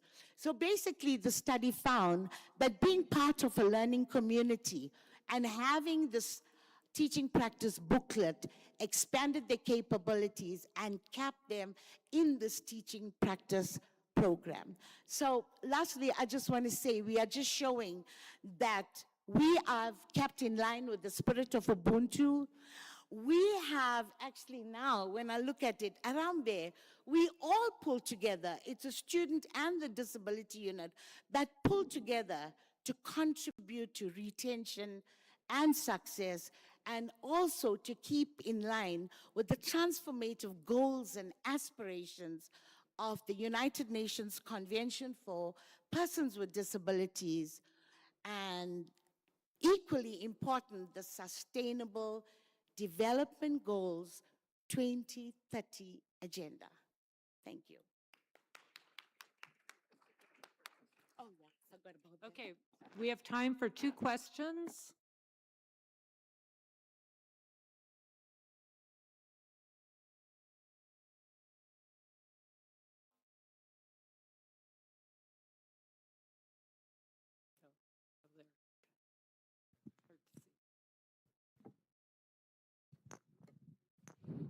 Hello, good afternoon.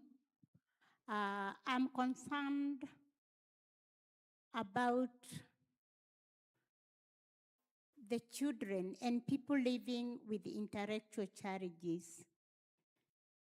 My observation is that in the education system, a lot is being done to educate and prepare people who are professional, who can work with all kinds of people living with disabilities. I have also observed that other kind of disabilities, apart from intellectual disabilities, they are also well integrated in the community. Here is my concern. As much as we educate people to work with those types of people who have different conditions, there is still a very big gap in Kenya. I'm yet to understand a little more about other countries. They could be better placed than Kenya. When we talk about learners and people living with intellectual disabilities, they likewise have a right to employment like any other person. Personally, I work with learners who live with intellectual challenges in the second largest slum in Nairobi called Mukuru. And we have been able to reach out to over 500 indirect beneficiaries and about 200 learners living with intellectual challenge. Once we take them through the processes of learning and we integrate them either in the vocational training or in the community, or we give them acquired skills that can help them, one of the biggest gaps that remain is employment. And I want to quote even my own employer. Once we identify a person who is a youth who can work, for example, in a library, one will question. And supposing someone abuses this person, because of course they do not have the language to express, they have to work under supervision. I'm asking everyone in this room, and you, our professor, What can we do then, as much as you give and provide proper education to professionals to ensure that those who can be employed can truly get employed and acquire income like any other human person? A good example is our center. We have two already who are employed, but I would like to get more from us here. Thank you.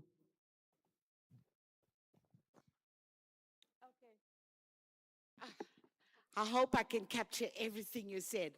But what I want to speak about a little bit about South Africa, and in the space of higher education, much is being done to close the inequity gap so that students with disabilities start experiencing and enjoying equity so that they can achieve equality. Okay, and one of the main contributors or enablers to the achievement of equity is education, conscientization, advocacy, but more importantly is to conscientize the public and the community, employers, higher education, on the inclusive policies that's available. And that is why today I made it a point of mentioning the United Nations Convention for Persons with Disabilities, Article 24, the right to a fair and just education. Likewise, the convention carries with it the right to equitable employment. So I would say in the space of employment, even in South Africa and many parts of the world, there is still much more that needs to be done. And together with conscientization, I think it's evidence-based work. At the department that I work, and the work that's done in this teaching practice school placement, it's all evidence-based work that I have undertaken that gives me a kind of roadmap, what my students need to achieve student development, perseverance, student success, and graduation. So that also is very, very important, evidence-based work. Thank you. We have time for one more question. We need to keep it short because we want to make sure people have time for lunch. Okay. Okay, thank you. Good afternoon. My name is Adeshina Oluyomi from Nigeria. I'm also a visually impaired person, but I work with the Ministry of Women Affairs and Social Inclusion in Nigeria, Oyo State. I got the job through the Agency for Persons with Disability, and I am not the only one. We have different kind of disability. There's an inclusiveness in the policy of the state. So I believe that when one is educated, there is still a chance, whatever the kind of disability it is, you can still get employment. But one thing I discover with persons with disability who are visually impaired is that most of them are very brilliant. But the problem they have is building resilience. When I went for my first degree, my second degree, I was discouraged not to go for social work. My lecturers told me that I should go for another course like special education. I said no. I love social work and I want to work as a social worker. They discouraged me, but I refused to be discouraged. So I believe that the important thing that we need to do with persons with disability, most especially those who are visually impaired, is to build their resilience. Help them, encourage them to do whatever they like doing. So my question is, because during my teaching practice, I was able to cope. I believe I can do it, and I did it, irrespective of all odds. Now, my question is, how have you been building resilience of these visually impaired persons? Because most of them, when they see me what I do, they get encouraged, and they try to do more. They all the doubts, all the discrimination, they overlook it. Where I work, they discriminate me and I don't care. And still, I thrive. So, my question is, how have you been building their resilience? Because without that, they can't thrive. Thank you. Okay. That's a good one. Resilience is quite a favorite of mine.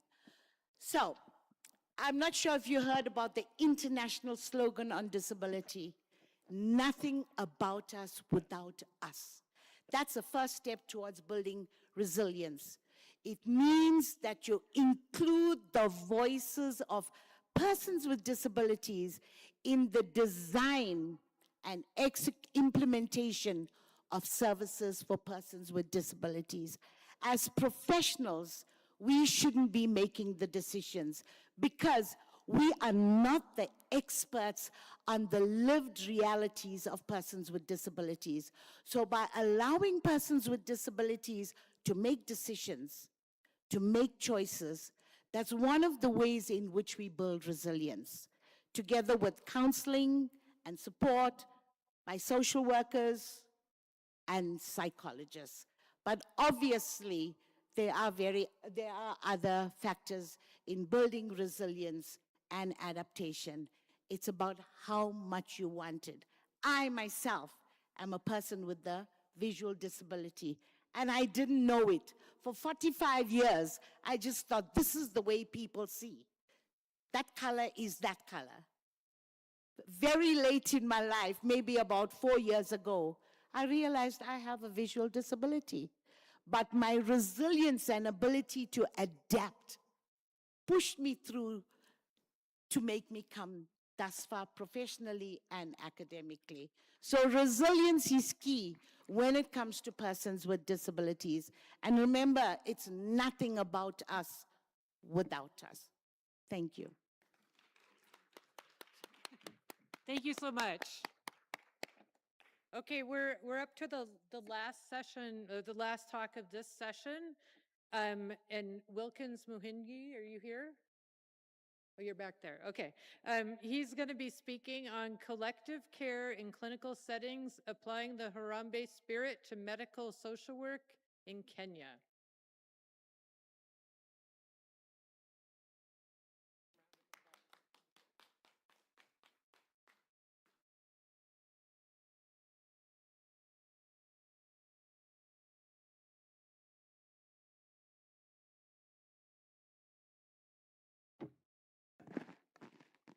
Thank you very much. I think it's afternoon. Good afternoon. Yeah, I know many people want to hear about HARAMBEE.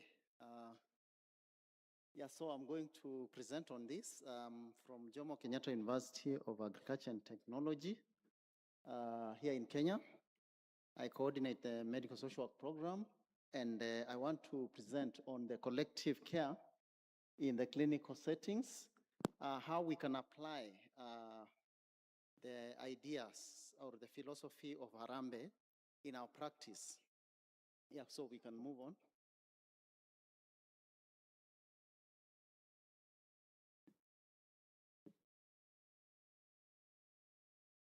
Okay, thank you. I know it's lunchtime. This is where my presentation will start and end. So don't expect any other slide. So you're covered. Yes. Sorry, I didn't. Thank you. Yes, this technology. Yes. So as you can see, HARAMBEE, you've heard about this from the beginning, pulling together, working together. We are working together, and the purpose of this is to make sure that we provide a holistic kind of care to the patient. So I have like 4 areas. So one is on what HARAMBEE is, and then of course the other one is we want to look at the interdisciplinary nature, or how now we bring in the idea of HARAMBEE in addressing issues that are affecting the patient, and then of course applying HARAMBEE in practice, like in a hospital setting or in a health setting. And then, of course, we have the benefits of Harambee. We have policy and training and implications, and then, of course, conclusion. So, as we have said, pulling together. Here in Kenya, we have medical social workers working in a health setting. Most of them are working in hospital.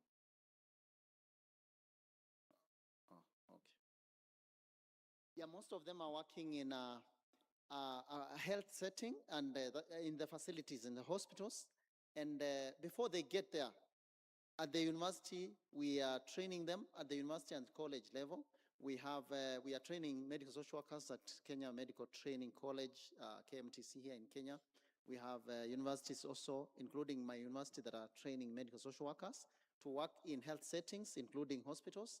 So the way we train them, our curriculum is designed in such a way that we get people who are training, the educators, from different settings, different disciplines and trainings, so that they are grounded on matters health, so that they can understand the settings they are working in, so that they are also not affected. For example, we train them on infection control, among other things. So when we talk about Harambee, we want to borrow from what is culturally relevant, having been introduced by, of course, the first president of this country, pulling together, working together. So the idea is to ensure that we are serving our patients, and we are treating our patients in a holistic way, harnessing the skills and expertise from the different people who are involved in the whole process of treating the patient. Yeah, so when it comes to interdisciplinary treatment, I'm struggling to, yes, interdisciplinary practice and of course training. So when you go to the hospital setting, because we have already trained them at the university, using people from different areas of expertise, we go to hospital setting. They also work with others. They work with clinical psychologists, they work with counseling psychologists, they work with the nurses, if it's in a mental health setting, psychiatric nurses, and so on, psychiatrists. So they are able to bring the expertise together, and of course the medical social worker is there to address social issues, to bridge the gap, so that they are able to link or bridge the gap between the community and the hospital. And we train them in such a way that they're able to interact with the community and understand the community, and also be able to help the facility or the people who are within the hospital setting, the professionals, to be able to understand the issues that they are struggling with. And of course, something that is also part of what those who have presented specifically on medical social work are saying about this. Yeah, so medical social workers, when you come now to the third part in terms of applying Harambee in practice, you see, when medical social workers are working with the others within the hospital setting, they are doing this in a way of ensuring that the patients have proper psychosocial support. We are able to work with the families. We are able to work with the community leaders. We are able to work within a hospital setting. There are also maybe those at the managerial level. All those are pulling together their efforts. They are pulling together their expertise to be able to help this patient in a holistic way, including even those who are maybe in the legal practice where there is need for that kind of support. Then, of course, now we come to the benefits of this to the patients. Of course, there is no much burden because you see, we are engaging the community. Stigmatization may really affect the health outcomes of the patients. So when we work with the communities, already these people who are within the community are embracing what is going on in the hospital setting. Well, depending, of course, medical social workers intervene where there is either outpatient or inpatient kind of setting. Yeah, so this is there are quite a number of benefits.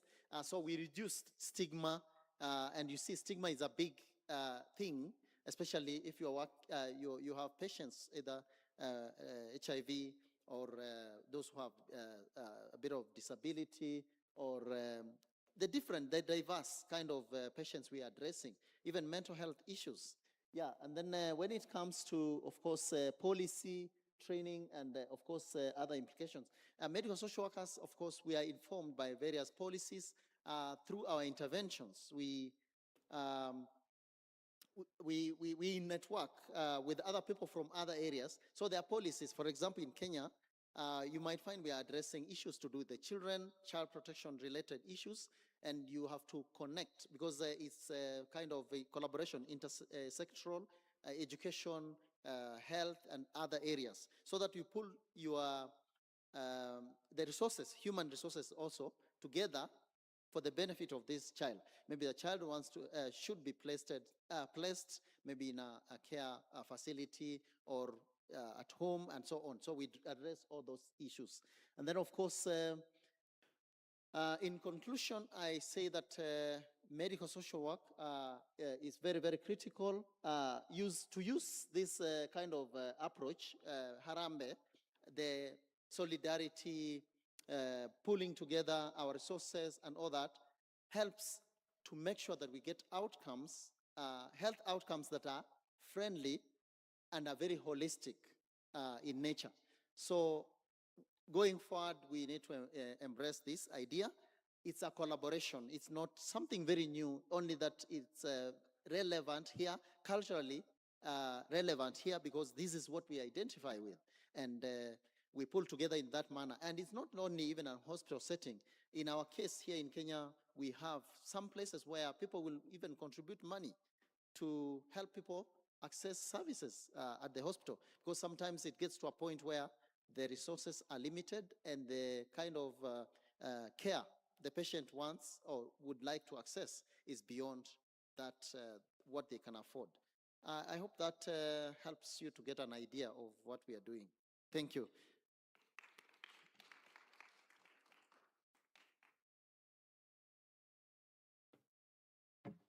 Okay, we have time for 2 questions.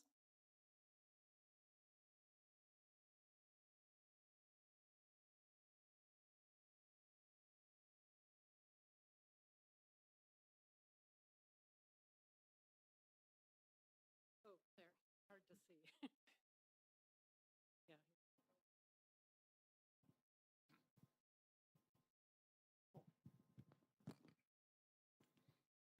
Hello. I'm MP Mustafa from Nigeria. Just to add a little bit of comment to what the speaker just said. To understand what medical social work is all about, we have to take cognizance of the fact that an hospital is a large and complex organization with a recognizable hierarchy of status, role and obligation, attitude and values, of which the common goal is to take care of the sick. And if health is defined as a state of physical, mental, and social well-being, then the existence of a medical social work setting in an hospital is never an aberration, because physical, mental, and social well-being are interrelated. They are interwoven. They are similar. They are identical. They are inseparable. They are congruent. So by that standard, it is not the establishment of medical social work in a therapeutic setting or a medical setting. It is not by accident, but by design. And design is to provide quality service delivery to the most vulnerable, the sick.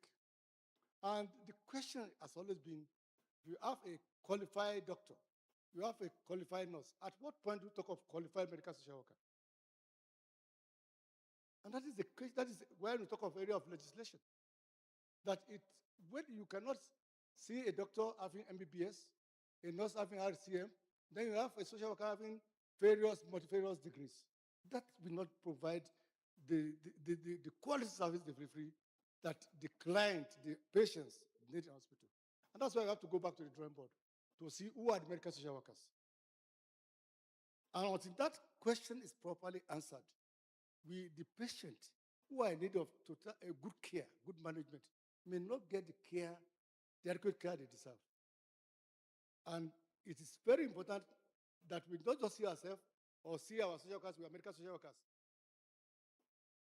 When in terms of quality social delivery, what quality social deliveries are lacking. And when in terms of qualification, qualifications, the individual is found wanting, the individual is found wanting. So we need to go back to the drawing board and design a program, a quality program for medical social workers, so that they can give quality social delivery to the most vulnerable. This time around, we are talking about the patients. Thank you very much.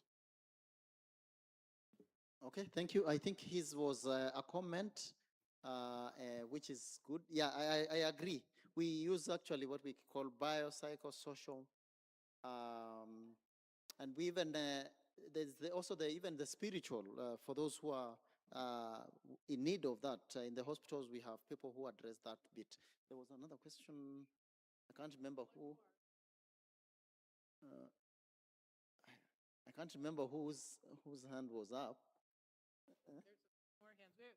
We have time for one more question. There. Oh, yeah.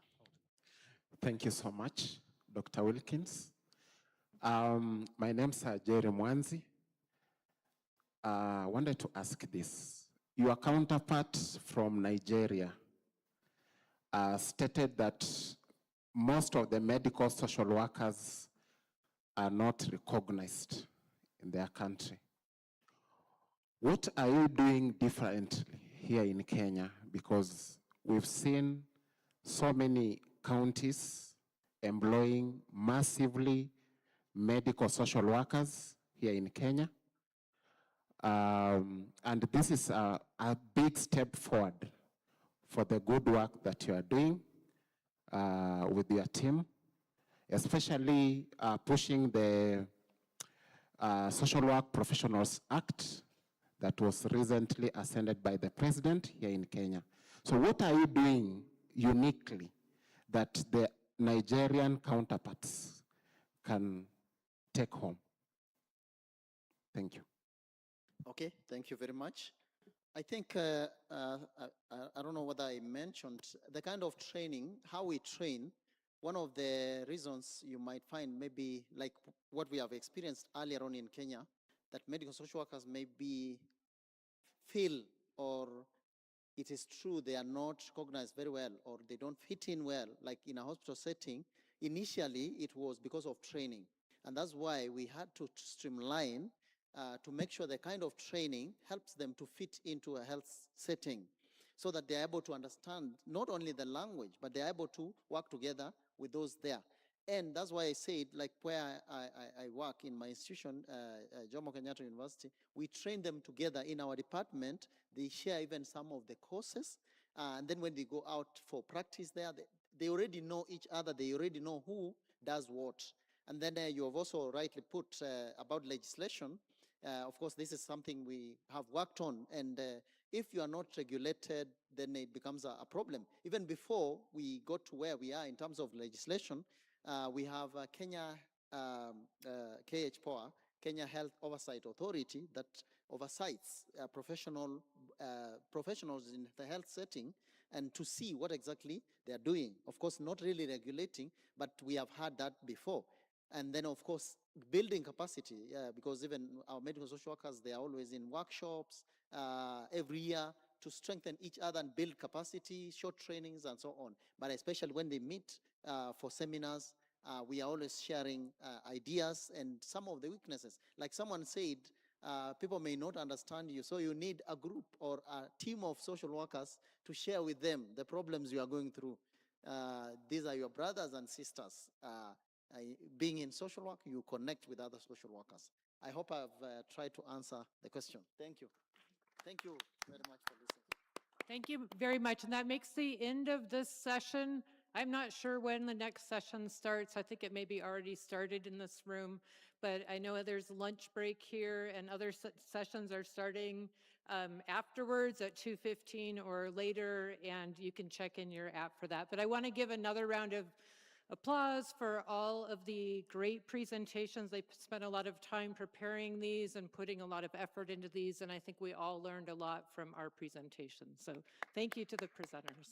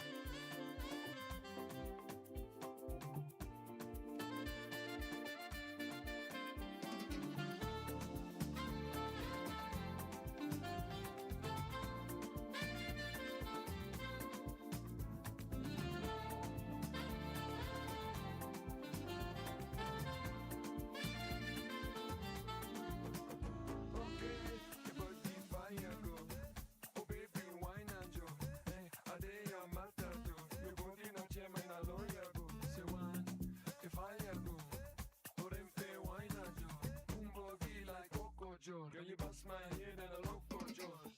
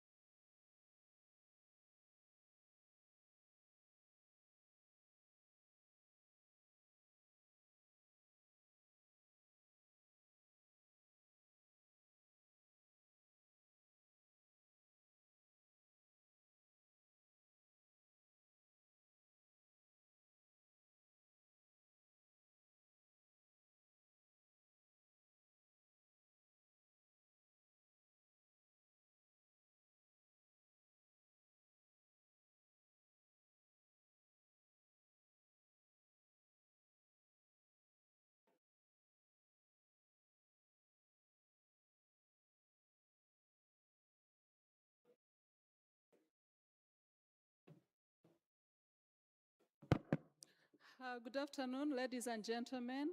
If I can request you to pick your, what are these called?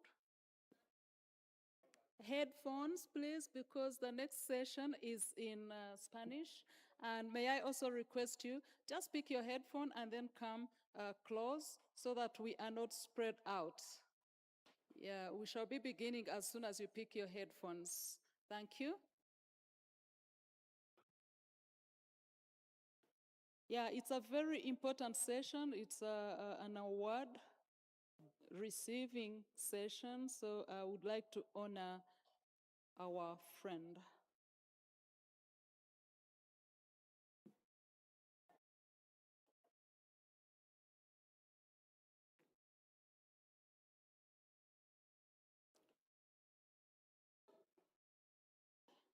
Please, if you can come closer, be in the middle instead of being scattered.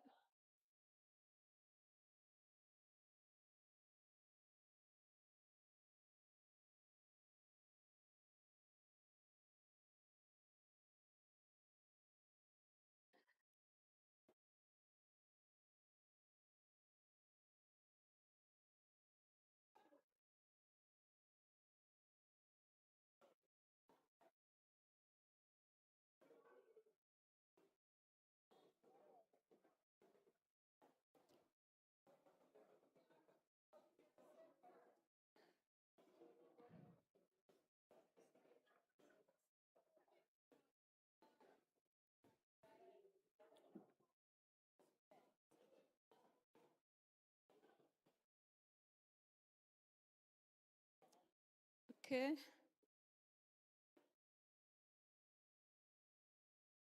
Are we ready? No, please go out. Are we ready?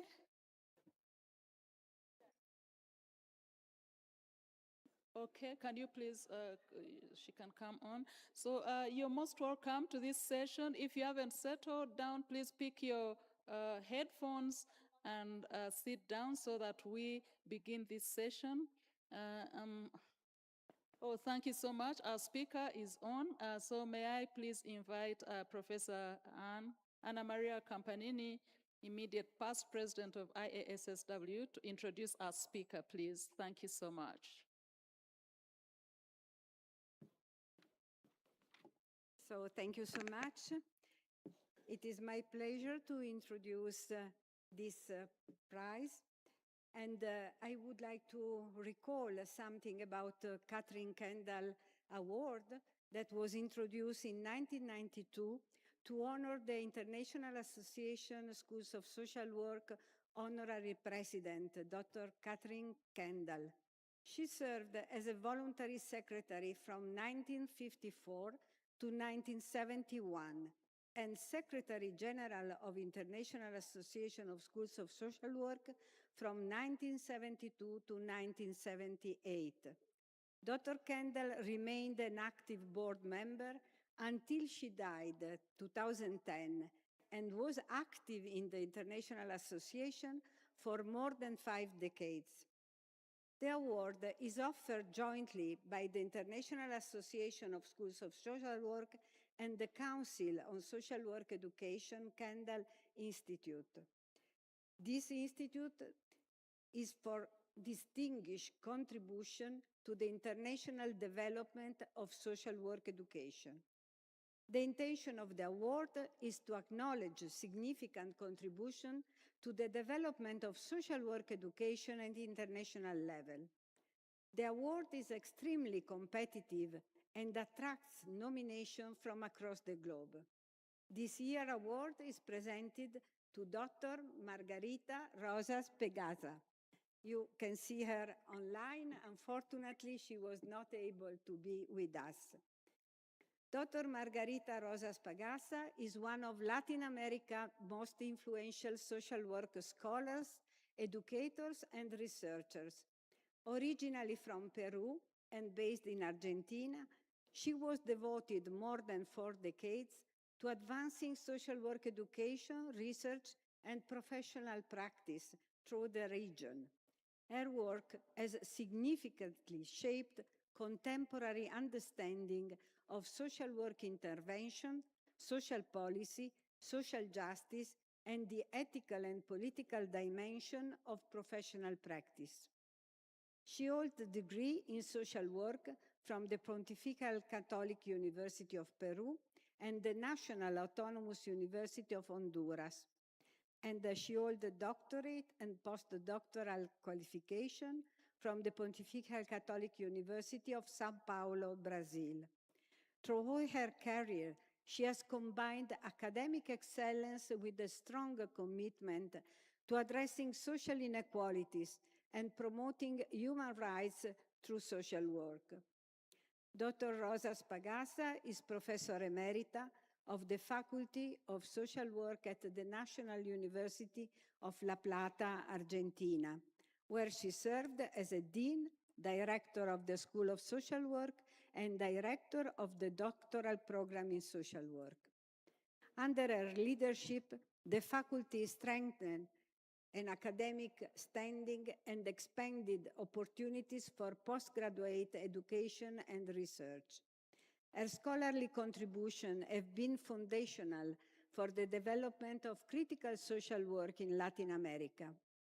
Through influential books and articles on professional intervention, the social question, social policy, community work, and ethical political projects in social work, she has helped a generation of social workers understand the relationship between structural inequalities, public policies, and professional practice.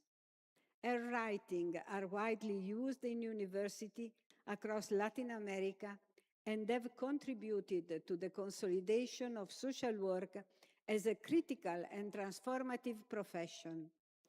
At the regional level, Dr. Rosa Spagasa played a leading role in the Latin American Center for Social Work and in numerous academic networks dedicated to strengthening social work education and research.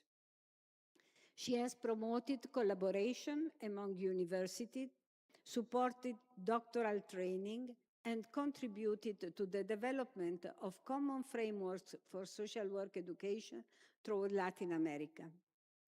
Recognized internationally for her scholarship, leadership, and commitment to social justice, Dr. Rosa Spagasa is regarded as one of the foremost intellectual figures in Latin America's social work. Her lifelong contribution continued to influence social work education, research, and practice across the region and beyond. May I invite the President of the International Association of Schools of Social Work, Professor Antoinette Lombard, to present the award to Dr. Rosa Spagasa. The award will be received to Dr. Carmita, that will take to the Rosa's house this award. Thank you very much, Anna Maria. It's my great pleasure and honor to introduce or to hand over the ISSW award to Dr. Margarita Rosas Pagaza, the Catherine A. Kendall Memorial Award in recognition of distinguished leadership and exceptional contributions to the advancement of international social work education. And thank you very much, Professor Carmita, to take this award back to Latin America for her. Thank you.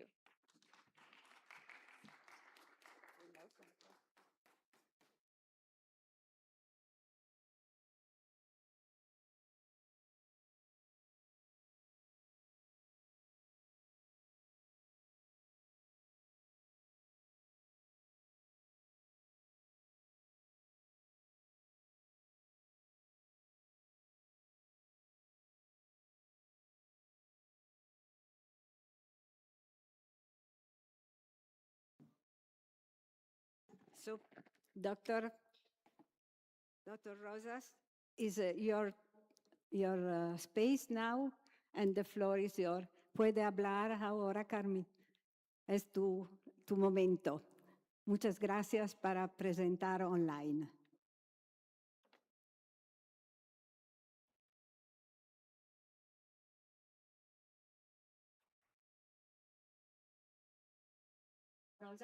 Puede hablar. Puedes hablar.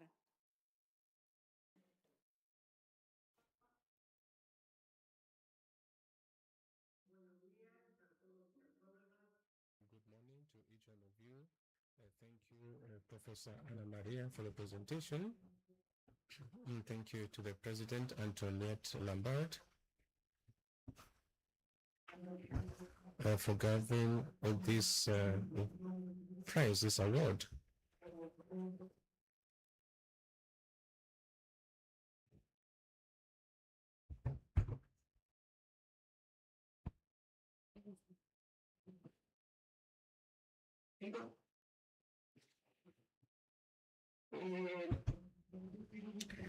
It's a very emotional moment for me.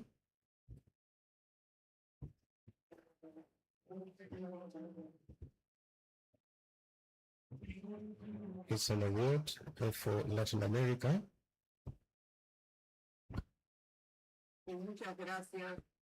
And thank you very much.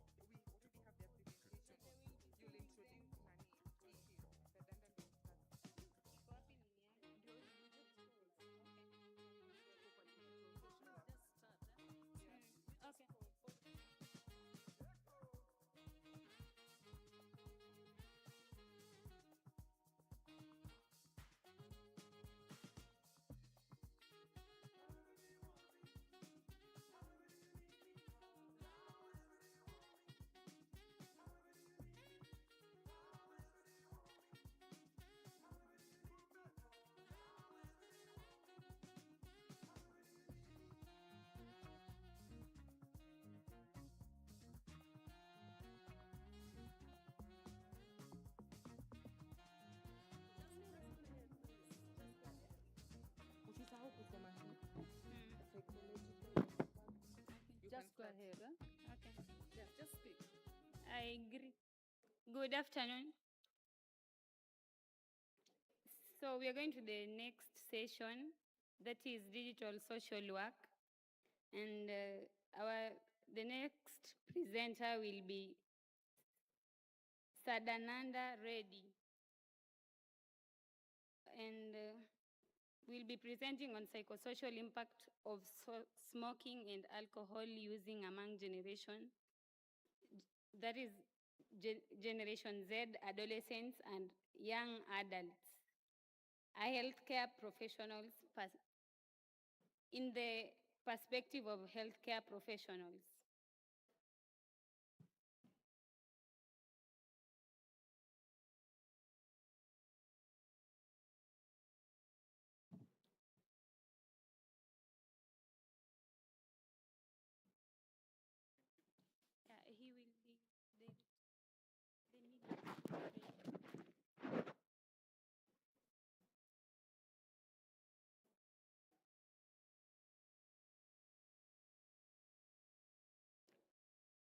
Can you help me how to change the slides?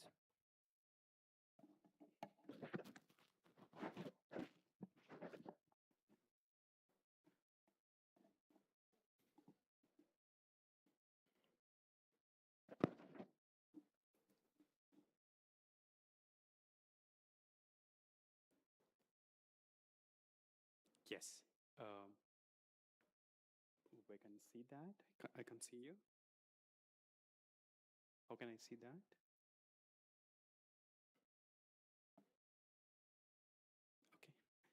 Okay.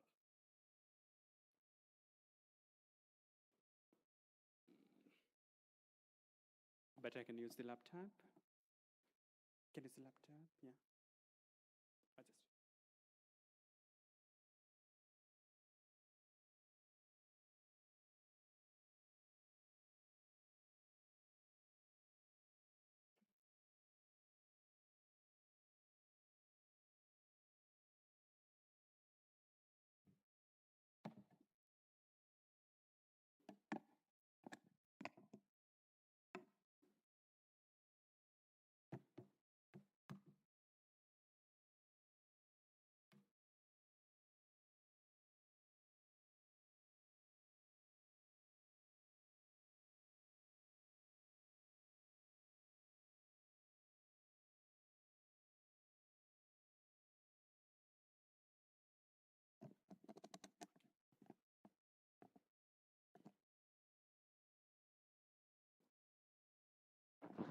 Yes, very present.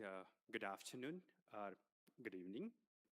I am Dr. Sadananda Reddy, Assistant Associate Professor from O.P. Jindal Global University, India. Today, I'm going to be present on psychosocial impact of the smoking and alcohol use among the Gen Z. It's all about healthcare professional perspective, and it is a qualitative study. We are looking very comprehensively about adolescents and young adults, the age 15 to 25 years. So we are understanding about the dynamics behind the initiation of the substance and the smoking, and the continuation, the adding to the help-seeking behavior. So I also see that, why this is the problem, what is the big scope of the problem now? So the why Gen Z is why I now. So this, a sensitive window of the age period from the 15 to 25 years, that's talking about the reward seeking and the peer susceptibility, peak while impulsive control circuits are still maturing about it. And another important thing is why it is now in the Gen Z, a digital ecology, again talking about the first cohort of the inside social media, especially continuous or algorithmic, exposes to the substance imaginary. And another important why now, it's new pathways. People generally talks about the, vaping is the, flavor is nicotine. If I want to go up, this is up.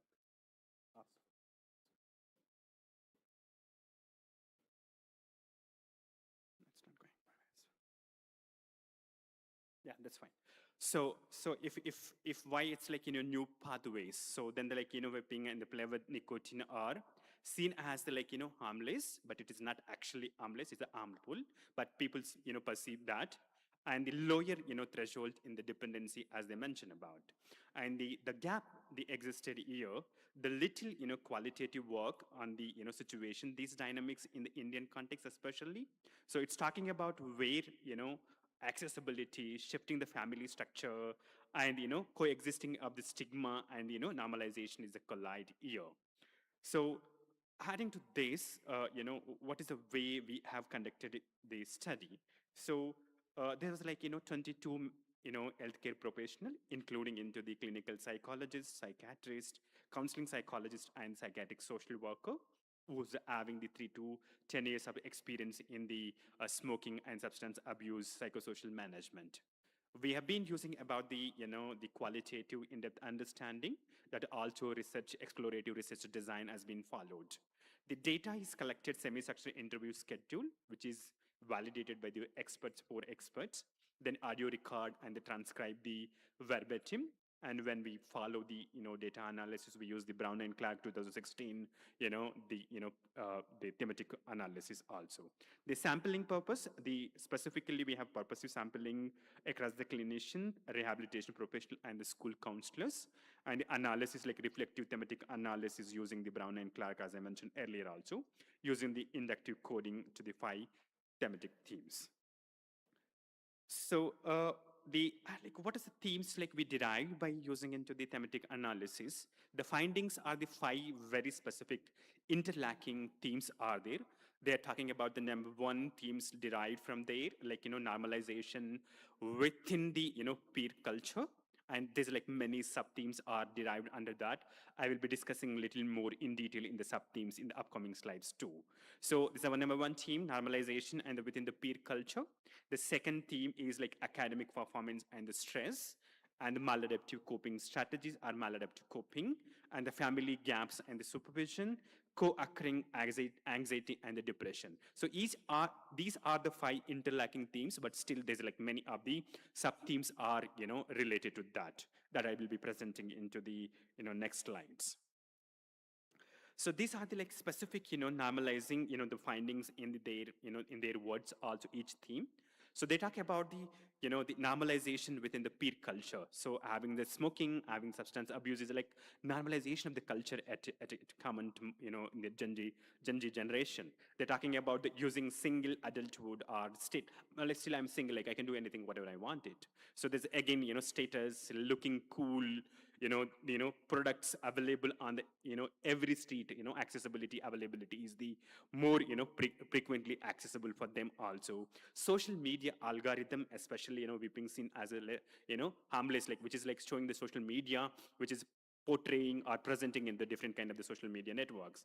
So someone like, talk about the, sometimes to prove themselves, like, status symbol, if we smoke, that we are man, we look very cool. Like, because of the many people are doing the same age group, Gen Z group. That's the thing, like I'm also having the smoking. It's a kind of the, very, generic, it's a present motion, the Gen Z generation.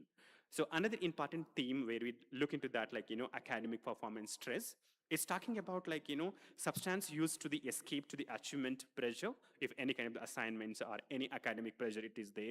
So they started using into the, reducing the pressure about that one. So concentration and the becoming, another concentration cost also, like people by starting, they look for the, to little more concentration than really they have it. But, by end, actually they decline a lot of the concentration and attention. So it leads to the declining absenteeism and the dropout to the academics too. And they talk about, initially, they want to, enhance the concentration, but then again, it impacts to the concentration. So it's so kind, of to and fro kind of the, if they will start, but they will, do a little better, then again, they go back about it. Continuing to the findings, again, the important other maladaptive coping, where they will, adapting the students, especially Gen Z. Emotional focused relief, not really they look for the problem solving kind of the strategies or coping behaviors. So instant gratification as a generational acceleration, especially tolerance gradually wave up self-efficacy. So adding to the quotation in their words, actually they talk about usually people do substances to feel happy, to escape, so that like substance use is not the problem, but it is the deeper within it existed. And the adding to the another important theme derived from them, family gaps and supervision. So currently a lot of the like, nuclear families, dual earning homes, and less monitoring on the kids actually it is happening below 25 or like, less than age group of that youth, adolescents and young population. That's modeling actually leads to the stress. Substance abuse is learned because of the less supervision is occurring from the family members, other, need family members. And the young persons becomes as a like index patient, like many are getting into the addiction, they are going to dependence level, they're ending up with a lot of the psychosocial rehabilitations, clinics, and the hospitals too. So you focus on all your energy into the fixing into the person within your sickness, while your sickness, you are very, convincingly, or the get it to a lot of the times you will be ignoring into the society. The anxiety and the depression is another important, theme, like how it also, connects. So the co-occurring anxiety and depression among the people, especially in the gender, emotional instability and the, comorbidity, it always like, rules, not the exception. So isolation and the loneliness as the strongest, maintaining factor, and the stigma again another add-on factor to unequally moralized, especially as like young women or delays the help-seeking behavior because of there is a lot of the stigma existed towards it. So loneliness is the probably the biggest maintaining the factor that people to have the help-seeking behavior too. So at nutshell, actually, we can say about the self-reinforcing loop, this all the substance abuse and the smoking also. It's like we can see in the conceptualize the issues, the peer belongingness, the lot of the initiations for the peer belonging, like if you want to be peer group or in group, out group, like if you want to talk about that, they like if you want to be like part of our group, then you should be like initiated these all those things about it. Then again, stress that leads to substance as a coping strategy. Then again, uses the academic or family strains. Then the strains leads to the isolation and the low mood. That again, stigma to delay in the help-seeking behavior. So effective response cannot be targeted to the individuals alone. It should be like their more systematic level. From the insight to the action, like whatever we got insight from that, like we should also have the implication and the insight to the action. To prevent early is the most important. Addressing the peer norms and the digital exposures directly with the Gen Z, and the not warning alone, teach the mechanisms of the dependence of the substance and the smoking too. And the building the coping skills are the strategies, especially equip the youth with the problem-focused, emotional regulation skills as a real alternative for the two substance relief. The another engaging the family is also very important, where we can see the lot of the lack of the supervision and a gap for the Gen Z. So psychoeducation at the strengthens the supervision, especially communication, family therapies. That's all are important things. So therapy where it is also maintain the use. So the reducing the stigma again, coping and I think I need to stay. Yeah. So the reducing stigma also very important. There is like reframing the addiction into the health conditions, addressing the awareness and the judgment as a young woman and the clinical biasness also. Integrated and a tailored care use of the like MET, especially relapse prevention, CBT, tailor-made each person and detached to the only the severe withdrawal too. The going to the community level is a very important. Again, the shifting from the micro or macro, the school level, neighborhood, based on the prevention of the youth mental health programs are very important for the preventing into the substance as well as the smoking among the Gen Z nowadays. So the substance overall, the takeaway is for that, like substance use in Gen Z is a psychosocial system. It is not like not private choice of the individual. They are part of the psychosocial system. Peer culture, academic pressure, coping, and the family and the mental health interlac, reinforcing the one another. It is not like independent each themes which we divide. It's all are the interlacking each other. So the prevention, family-based work, stigma reduction, integration of the youth mental health programs delivered across the clinic, family, community are essential to reducing into the substance abuse and the smoking in the Gen Z. Thank you so much. Open for the questions.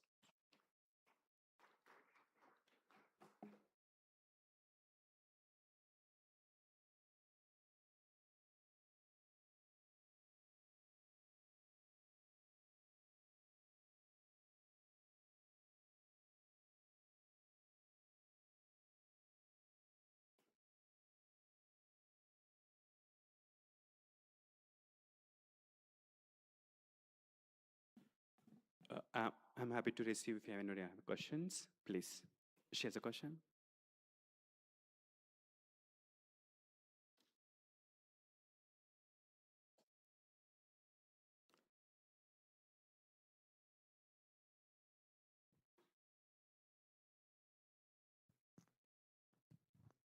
Thank you. My name is Paulette. I'm from the United Kingdom. Okay. I work as a family counsellor with young people, and just hearing about what you said about substance misuse, the issues that we have now is more around about vaping, and young people seeing this as being a way to be part of the crowd, as opposed to looking at traditional substance uses like smoking, tobacco. And I'm wondering even so around the alcohol, whether we're seeing less around excessive amounts or even amounts of alcohol, and whether young people are finding other ways other than vaping. You know, we talked about substance misuse and about drug use, but I'm wondering what else young people are doing, and whether it's depending on the region or whether it's a cultural thing as well, what's acceptable. Actually, like as per the culturally, it is not acceptable. But most of the days, you know, young adults now, after 15 to 25 age group, they may be in the education system.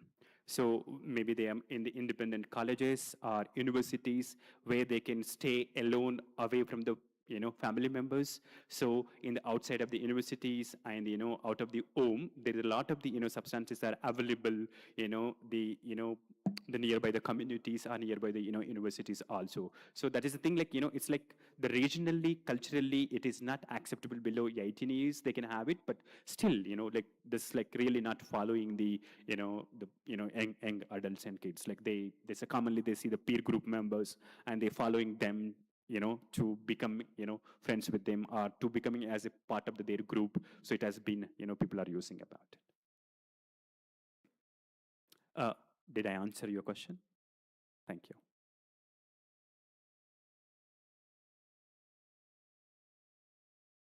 Please, she has a question. Yeah.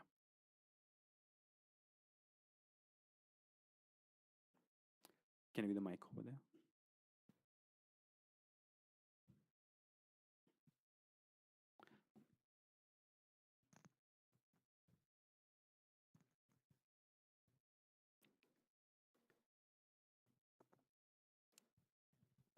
Thank you very much.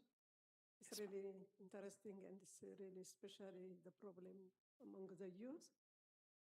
But it's good you have explained different issues that affect children or youngsters. But how do you see technology also affects different programs in the technology for children and have you ever seen this also? Okay, so one of the things actually they are influencing a lot with social media, algorithms of the imaginary. So it's also we also come up with one of the themes saying about, so the students are young people are like especially Gen Z is influencing a lot by the social media or different kind of the online things, actually as like one of the theme which we derived that like the vaping is like a lot of the products like a lot of the propaganda is coming like it is not harmful, you can use, you can't get the dependency, but it is not really not like that. So the people are getting into that kind of the programs where we can see without anything proper or scientific information provide verifying, they also getting into the using into that. So there's like many like if it really looking into this way, like in the many kind of the influenced by the media. So for the intervention also, like people are more indulgent nowadays into the media online system. There's a many of the apps are coming up, apps are there, psychosocial intervention program for the smoking cessation, which we also develop as a part of the intervention by the NIMANS. So it can be accessible by the many people or young people. They can also see the, how they can also, cessation for the smoking and, substance abuse reduction, especially we have a certain kind of the, how they can also reduce the lot of the preventive strategies also can be seen by through the technology too also.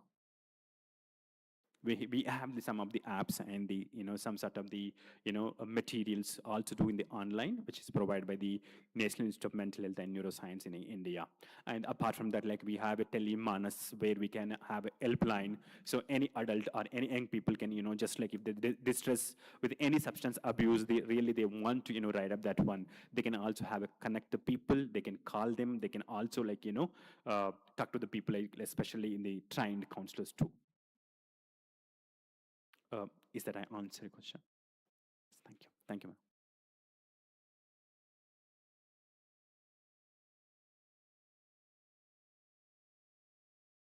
Thank you so much.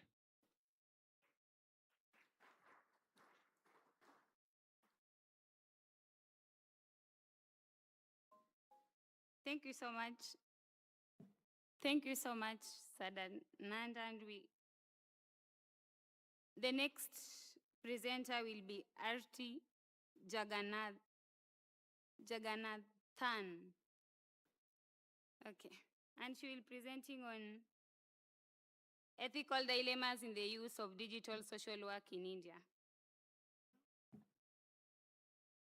How do I? Jumbo, to everybody present here. I bring warm greetings from the National Institute of Mental Health and Neurosciences, NIMHANS, Bangalore, a tertiary care hospital under the Government of India. I'm also here representing our Indian Society of Professional Social Workers, the Association of Psychiatric Social Workers, India, and my institute, NIMHANS, Bangalore. The COVID pandemic brought all of us to a reality of digital technology, and digital social work became a very important area that social workers had to adapt to suddenly. However, in keeping with understanding the nuances of digital social work, a lot of social workers forgot to look at possibly what could be the ethical challenges or the ethics that they need to adhere in order to practice digital social work. I am a psychiatric social worker from a mental health institute, and today's presentation will focus on digital psychiatric social work, the ethical dilemmas that psychiatric social workers go through in the use of digital social work in India. How do I move? I can just move? No, I don't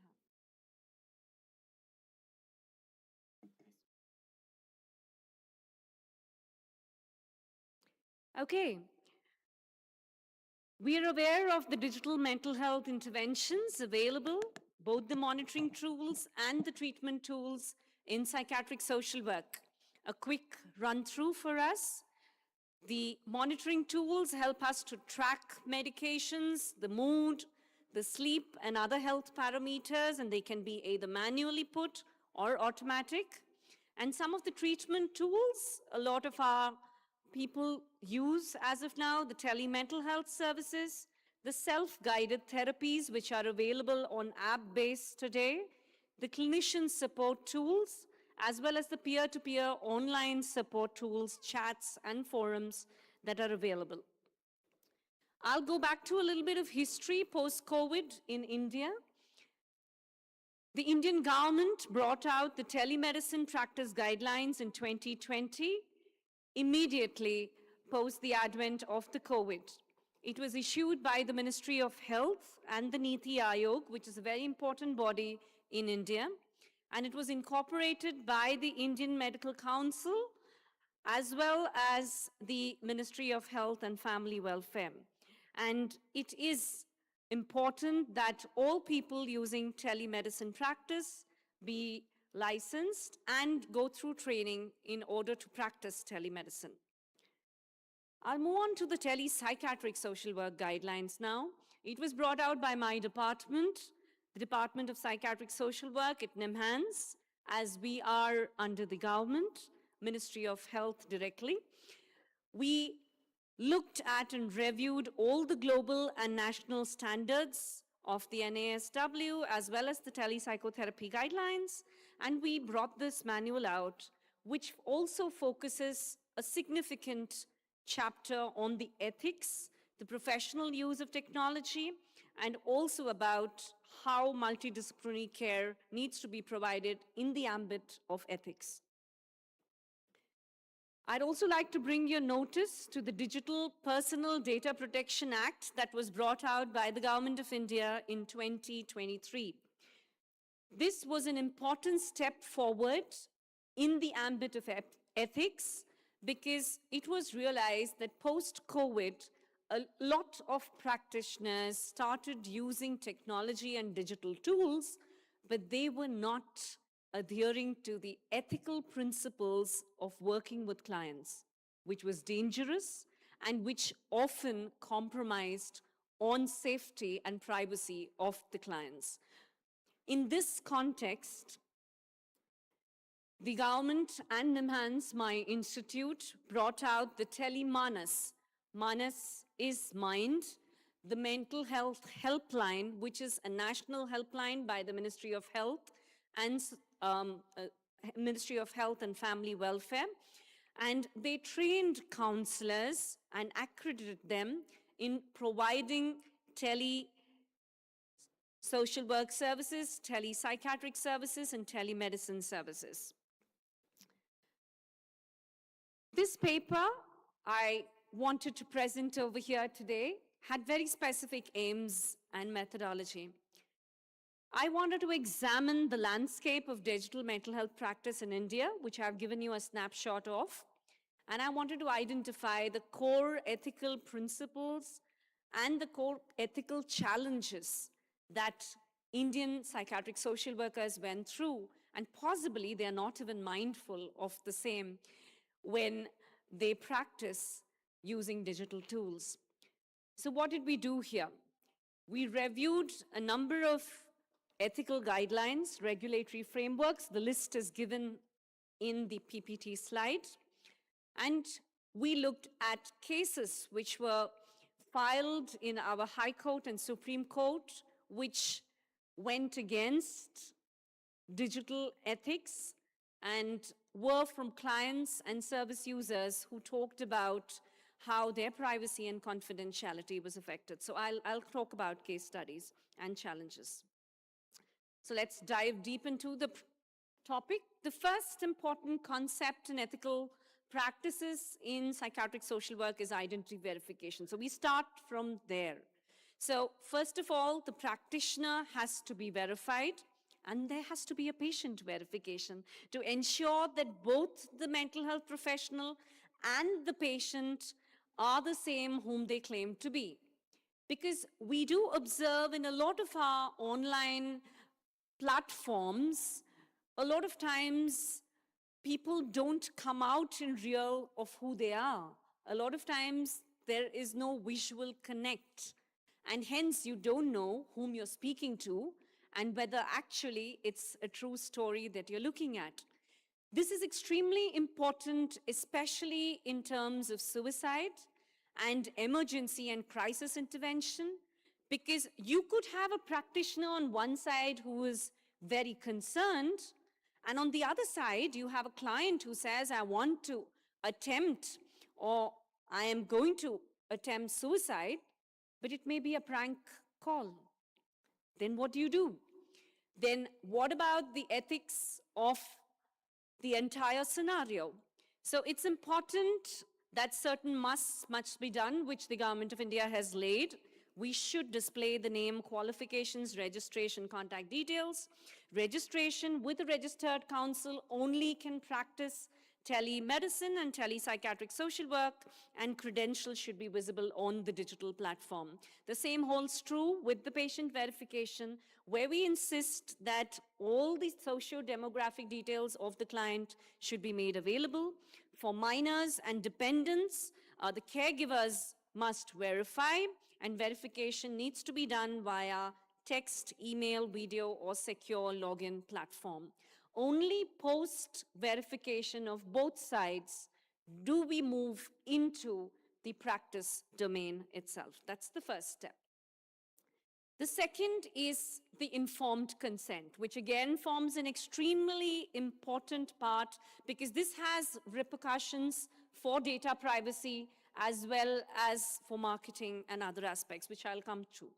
So voluntary agreement of the patient to participate in a telepsychiatric care session also is important because a lot of times online, the details of the informed consent are not delineated as much as it is done in person. It's just a digital form which you go through and maybe you skip, like you skip a WhatsApp message and you just press a tick. So how much has the client actually understood about data privacy and data protection is something that needs to be discussed in the first session of the tele-psychiatric social work session before moving in. And of course, for minors, you have to have the assent from the legal guardian. Assent from the minor and consent from the legal guardian. Documentation, again, becomes extremely important where written or recorded or digital acknowledgement of the consent needs to be taken into consideration. The patient's competency in capacity to consent is a very big thing in mental health. Whether they have the capacity to consent has to be assessed before taking the consent, otherwise it can be tested in the court of law. The next is confidentiality and privacy, another very important ethical component that psychiatric social work practitioners need to take care while counseling. The practitioner's responsibilities, in brief, I think use secure platforms. That's very important for documentation and for communication. Use encrypted channels, password-protected systems to prevent unauthorized access, and of course, maintain confidentiality of patient records that we're taking in, including the audio, video, and chat messages. Patient rights are extremely important, confidentiality and privacy, the right to refuse recording, but I cannot deny the right to counseling sessions, even if they deny the right to record the session. Right to access their own health records and recordings, and right to know how their data will be stored. Of course, the legal frameworks in India are governed by the Mental Health Care Act of 2017, the IT Act of 2000, and the other data protection acts. Any breach of confidentiality can lead to legal consequences under the Act of the Government of India. Data protection is a very important aspect which is coming about in the last few years, especially since there have been a lot of ethical breaches in counseling sessions. The duties that the practitioners need to perform, as we already have mentioned about encrypting the platforms, maintaining confidentiality, safeguard systems, role-based access controls, audits, and disaster recovery and breach response mechanisms, and of course, patient rights we've already discussed about for data protection. Is my clinician competent enough for digital psychiatric social work or tele-psychiatric social work? I think this is a very important discussion. Not all clinicians who are psychiatric social workers can possibly effectively deliver tele-psychiatric social work unless they are trained to know all the ethics and the guidelines for tele-psychiatric social work. And I think this is extremely important. Just because I'm a practicing psychiatric social worker, it does not give me the authority to start off online without training as well as without the permissions of my government. So the practitioner's ability to deliver safe, ethical, and effective care within the boundaries of professional training and legal authorization and the ethical frameworks becomes extremely important. Documentation and records are an important aspect again in digital psychiatric social work. How does the practitioner maintain the records? How do you keep the identity, consent status, clinical notes, treatment decisions? How are they saved? How are they encrypted? How are they stored? For how long are they stored? Where are they stored? Are they maintaining the accurate data? Again, retention and access, maintaining the retained records. I mean, according to our Indian Council of Medical Research, we need to retain the records for 5 years and maintain it in an encrypted, password-protected platform, and patients have a right to their data. I'll move on to the emergency protocols. What if my client online says that he or she is suicidal? What if my client online says that he or she wants to run away somewhere? How do I deal with that? They're not in front of me.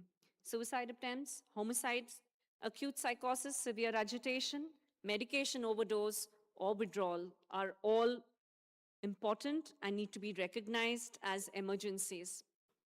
In case, what does the practitioner do? Immediate referral to the nearest emergency services or hospital, inform the caregiver and the legal guardian, document the nature of emergency and actions taken, and avoid prescribing without a physical assessment. So the telemedicine and the telepsychiatric social work guidelines in emergency situations mandate that the person has to come in person, or we have assisted home care services that go home in order to check on the client in case there's an emergency. Again, the system preparedness of maintaining updated directory and records, using platforms to allow rapid escalation and handover, and having protocols. I think this is somewhere where we're still picking up in India. It's not completely foolproof, but I think we'll get there someday. Cultural competence. Now, we have different cultures, and do we have culturally appropriate platforms and languages? A lot of platforms are available all across the world, but how culturally sensitive are they? Consent forms, the materials in local languages, are they accessible to everybody? This is something, again, as social workers, we need to question. Are they involving family and community stakeholders when we are talking about cultural appropriateness and deciding on how to take the next step forward? So training becomes extremely important. Governance of digital mental health practice becomes extremely important.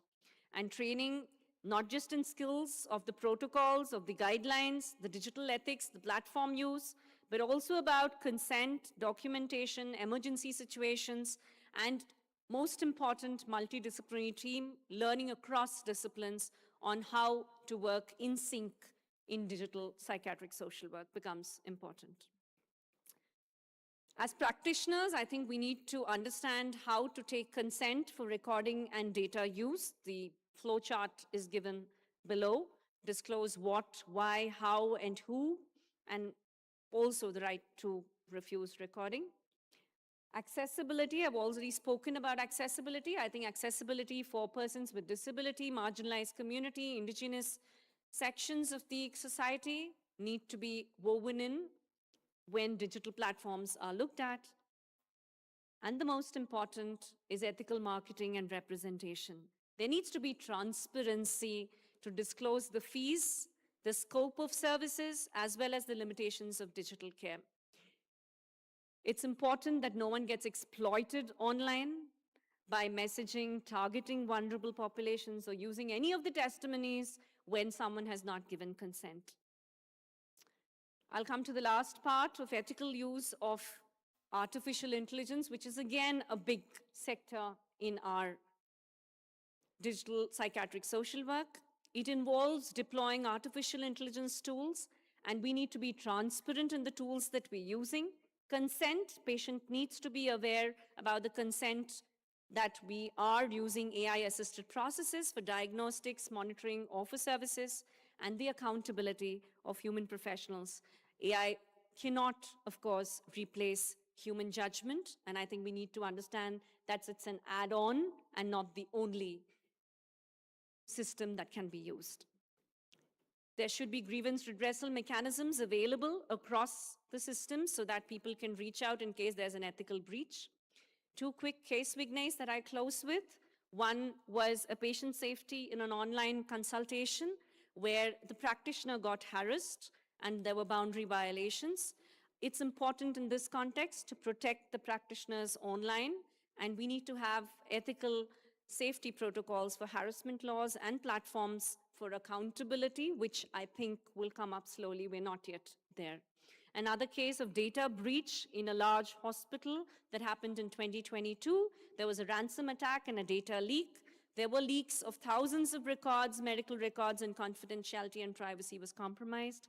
How do we handle this ethical breach? Through data security and through records which need to be maintained and backed up. In conclusion, navigating ethical challenges in digital care as a psychiatric social worker in today's age of technology-driven society, I think is extremely important, and we need to remember 5 things. Data vulnerability, informed consent, algorithm bias could be only for a few section of people, and we need to be inclusive, quality concerns, regulatory uncertainty. And all this can be taken care of by care continuum, patient adherence, and crisis response, which is appropriate by the said government of that state. I thank you, and I'll be happy to open to any questions. And I represent, as I said, my institute, NIMHANS, the Association of Psychiatric Social Workers, India, as well as the Indian Society of Professional Social Workers. Thank you.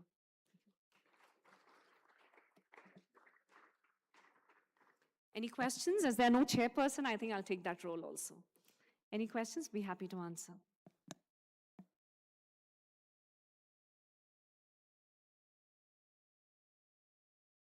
Yeah, over there. Anybody with a mic? Oh, she's getting the mic. Yeah.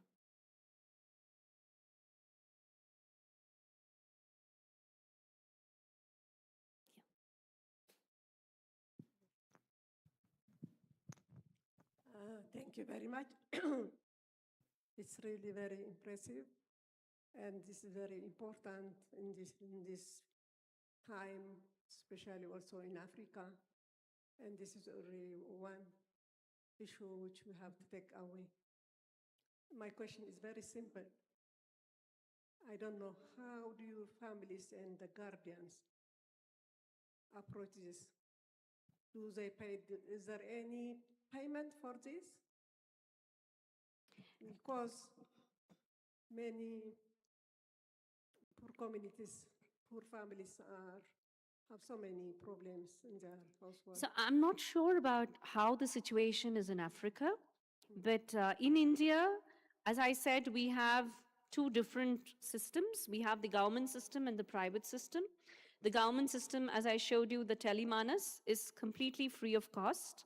And you just need to dial a toll-free number, and it's being handled by the Ministry of Health and Ministry of Health and Family Welfare, Government of India. However, if you do approach private practitioners, they will ask for a fee in order for the services, whether it is family or others. So I'm not sure about the system in Africa over here.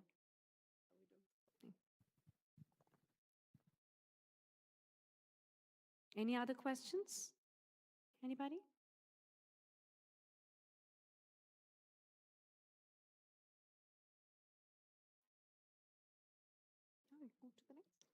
All right, thank you. Thank you so much. Thank you.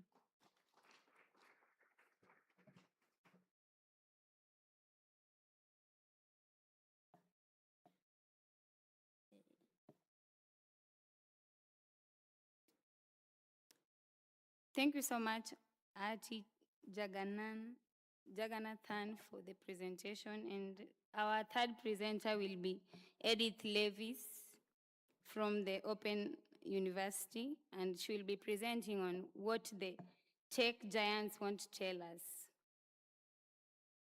So, can we easily embrace artificial intelligence in social work without challenging the pros and the cons?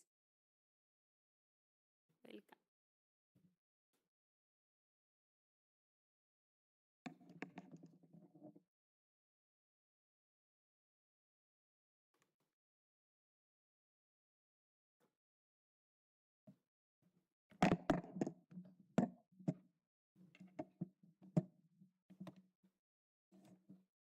Good afternoon, everybody. And just to say welcome, Karibu, And thank you for choosing to attend this presentation.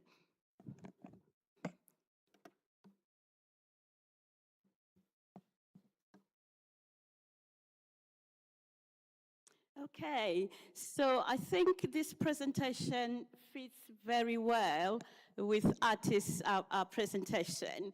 So this is really a presentation for us to reflect, I suppose, as social work practitioners and as social work educators. So this is really about looking at how AI and power, going back to what Ati was talking about as well on AI ethics and governance that remain dominated by the global north, in particular America, of course, and then recently with China also taking the lead. So the focus of my presentation is really about perhaps moving away from being consumers to begin to think about marginalized perspectives as well in the role of AI. So this presentation is not about listing the pros and the cons, but it's really about providing a critical perspective of some of the, perhaps the challenges looking at high-income nations and the developing or global south nations in particular. So, of course, we do have benefits of the AI, and I'll be speaking in the context of a diaspora, having come and emigrated from Zimbabwe, now living in the United Kingdom and as a social work educator. So these are some of the benefits, of course, of AI, as you can see. So when you Google, for example, on open university websites, AI will generate my profile, and you can see very, very easily and very, very quickly who I am and where it can direct you. And then, of course, some of you are very familiar with AI on a daily basis. But I would say it is probably for some that are privileged, isn't it? That's why I've put some. Because when you look at a number of global south communities, they're still really struggling with poverty, what I would say absolute poverty. They're still really struggling with the basics that they can't afford to buy Alexa, to be woken up by Alexa playing music in the morning. So those are some of the benefits, of course. But what I really want us to focus on this afternoon is to begin to look at, I hope you can see that, okay. So the AI journey is very treacherous in itself. As you can see, there's quite a number of things that we need to think about, where everybody's holding a phone, isn't it? We never really think much about where that's coming from. We never really kind of think about who is actually suffering. We never really think about the DRC rather, the coltan, which is in every device. We take it so much for granted. Yet when you look at the definition of the International Federation of Social Work, we're talking about human rights. We're talking about employment rights. We're talking about social justice. Yet we still live in a world where that doesn't exist. But then the other world is enjoying the privilege. We are oblivious sometimes, aren't we, to the wars and the suffering. So the reason I picked up the tech giants is because they are responsible. And as consumers, we are complicit as well. And in particular, because as social workers as well, advocating for human rights, advocating for social justice, we are complicit. Because there are some societies where they are still very much struggling and living in absolute poverty. So I just wanted you to think about the pictures you see on that slide. I suppose this is a conference that's always challenging to me, that we can meet every year, but what exactly is social work doing to the inhumanity, actually, that's happening across the world? What are we doing to some of those things? Sorry, the screen keeps coming back and sort of that's kind of a distraction. I'm just gonna ignore it. Okay, so what I thought I'd do this afternoon is to probably look at AI in context. So the idea of looking at the global north, which to me is very structural. It's not a binary global north, global south. But when you look at the diagram I've tried to create, we do have fourth industrial revolution. So when you look at today, where we're talking about AI, artificial intelligence, but when you look at the global south countries in particular, those countries that were colonized, nothing was happening. There was no steam engine in Kenya. The steam engine was probably focused where the white colonial masters were dwelling. There was more transport linking perhaps Nairobi and Mombasa, but not for the indigenous population. There was the second industrial revolution, electricity, but that was more in the global north. And if it was happening in the global south, it was about resource extraction. It wasn't about industrial revolution of developing infrastructure. And sometimes when we come to these kind of meetings and conferences, we can see that. It's in our face. Access of internet Wi-Fi has been a struggle at this conference, but it's very easy to criticize, yeah? But actually we forget when Nairobi existed, whenever it existed in the second revolution, it wasn't catering for the indigenous people, it was catering for the white minority population, okay? So things have moved to the third industrial revolution, and the majority of global south countries remain very, very behind.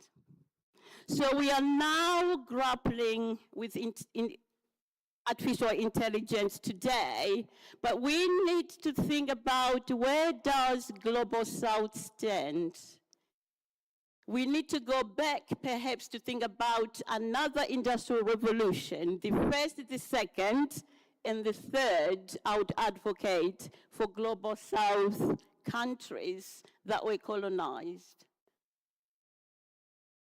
So moving on, looking at the colonial era for the global south, then you can kind of make sense of what I hope it makes sense what I'm trying to get at.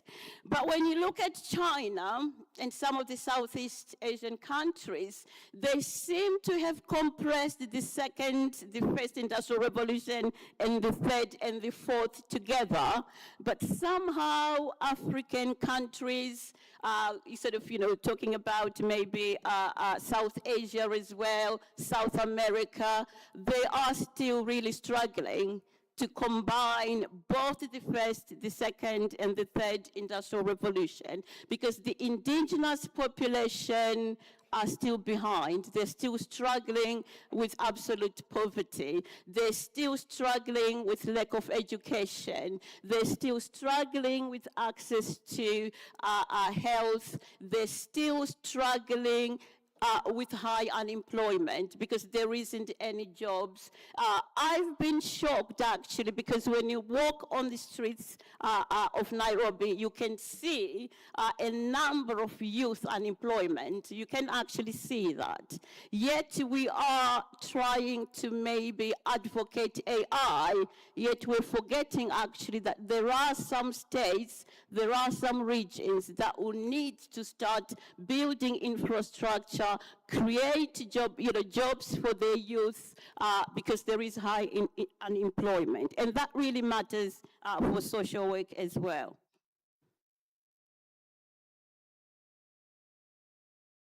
Okay, so moving on, I just wanted us to sort of maybe think about who are the tech giants.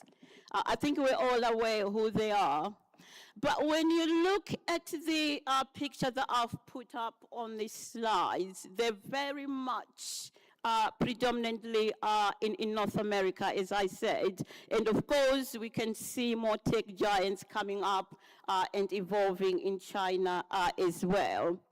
So we really need to think about how AI is also developing in the global south, but global south is not dominating the market. So what does that mean in the distribution of power and in the challenges faced by global south and the dominance of the tech giants?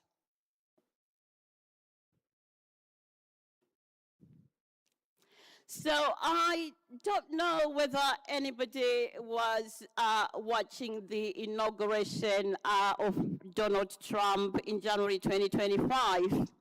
And I could see that we were going to be in trouble because he was surrounded by tech giants. And that's where I kind of began to think about the thinking I'm trying to present, to say, here we are in 2026, we're dominated by white, wealthy men, because there wasn't any women on that table, apart from the partners, of course. But what was really poignant for me was the fact that Donald Trump swiftly repealed the Executive Order 14110, which was implemented by Joe Biden, which prioritized safety, secure, and trustworthy AI development. And its focus was on preemptive risk assessments, cybersecurity standards, and protections against algorithm bias. What then did Donald Trump do? He repealed that, revoked, and he basically signaled move from the assessments, the risk assessments, the precaution, to acceleration and moving fast and breaking things ethos. And there lies the problem. A potential trouble for non-accountable AI developments we're beginning to see.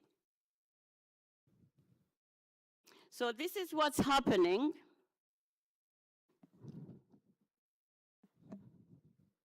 In our world today, while as social work practitioners, social work educators, we're watching. We struggle with the gender violence in social work. Yet Grok, one of the AI by Elon Musk, has been held responsible for gender violence online. We've got tools of AI which are weaponizing surveillance platforms threatening human rights. We've got lots of data centers coming up, not just in North America, in the United Kingdom as well, in India, and there was another debate in this country. Do you then prioritize data centers consuming a lot of electricity when in a city like Nairobi, there is no traffic lights? And when there is no water? So these are some of the sort of dilemmas and the challenges I've just been thinking about. What do we prioritize? Yes, there are benefits to AI, and I'm not disputing that 1 minute, but I'm wanting you to think about those challenges, I suppose. Plantair has been alleged as well by enabling AI targets in Gaza, for example. Again, raising those concerns over war crimes. So let's just think about some of the challenges that we have from tech giants. I don't really have any answers as I stand, but I really want us to be challenged and to think about how we can educate as well our students. Rather than being consumers, let's begin to think about how we can go back to challenge some of those discrepancies. Who is dominant? Because again, it goes into language, because AI language becomes English. I'm very aware that Kenya is very central, South Africa and some other, African countries, South Asian countries as well. They are creating AI in indigenous local languages, but the dominant language remains English. We still have challenges with sustainable development goals, but here we are with AI environmental costs, which is threatening water, land, and climate. In 2025, for example, Google announced plans to build a 1 gigawatt data center in a village in Andhra Pradesh in India, displacing indigenous people. And of course, people will try and fight, but then of course, if they're not supported by governments, that becomes problematic. Here we are, Microsoft, 1 billion Kenya AA data center project, which then hits a major hurdle, as the government says it would require switching off half the country to meet the power needs. And as a developing, evolving country struggling with lack of education, lack of employment, is that possible? The other side of it as well, the United Nations is warning us that AI could use more water than all the people on earth need to drink. What does that mean for the global South communities? Oops.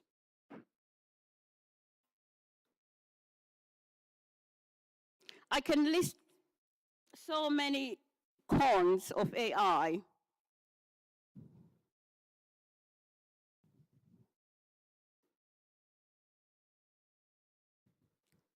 So, just moving on to conclude, just as a caution, I suppose, for global South communities and countries, we need to be mindful of the digital colonialism again, which is coming perhaps at the expense of looking into infrastructure. What I would say our own industrial revolution, looking at this first, the second, and the third industrial revolution, to make sure that local communities do deserve education, sanitation, welfare states, pensions even, employment, free health care, and adequate health provision. We also need to be mindful in the global south countries of Eurocentric biases as well that leads to bias or inaccurate solutions. And perhaps we need to make sure we are part of that AI creation. We also need to think about the epistemic dependence, being vulnerable to foreign technological monopolies and cultural erasure.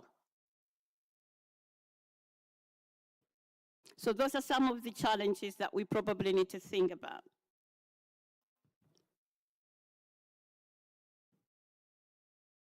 It's not all doom and gloom, I suppose.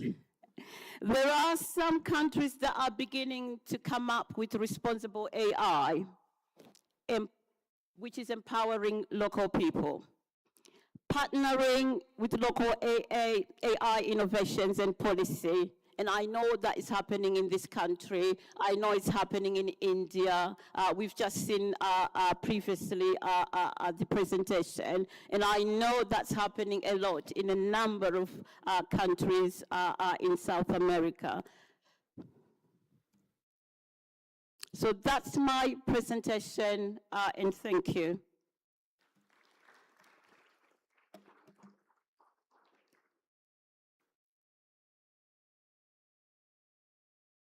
Oh, yes.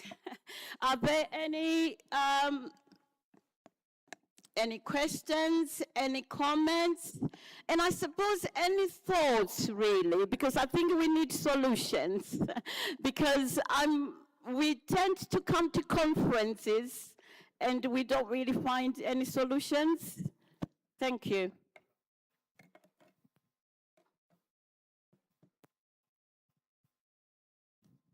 Hello, I'm Carla Jones from United States. Hi. Hi. Recently we hosted a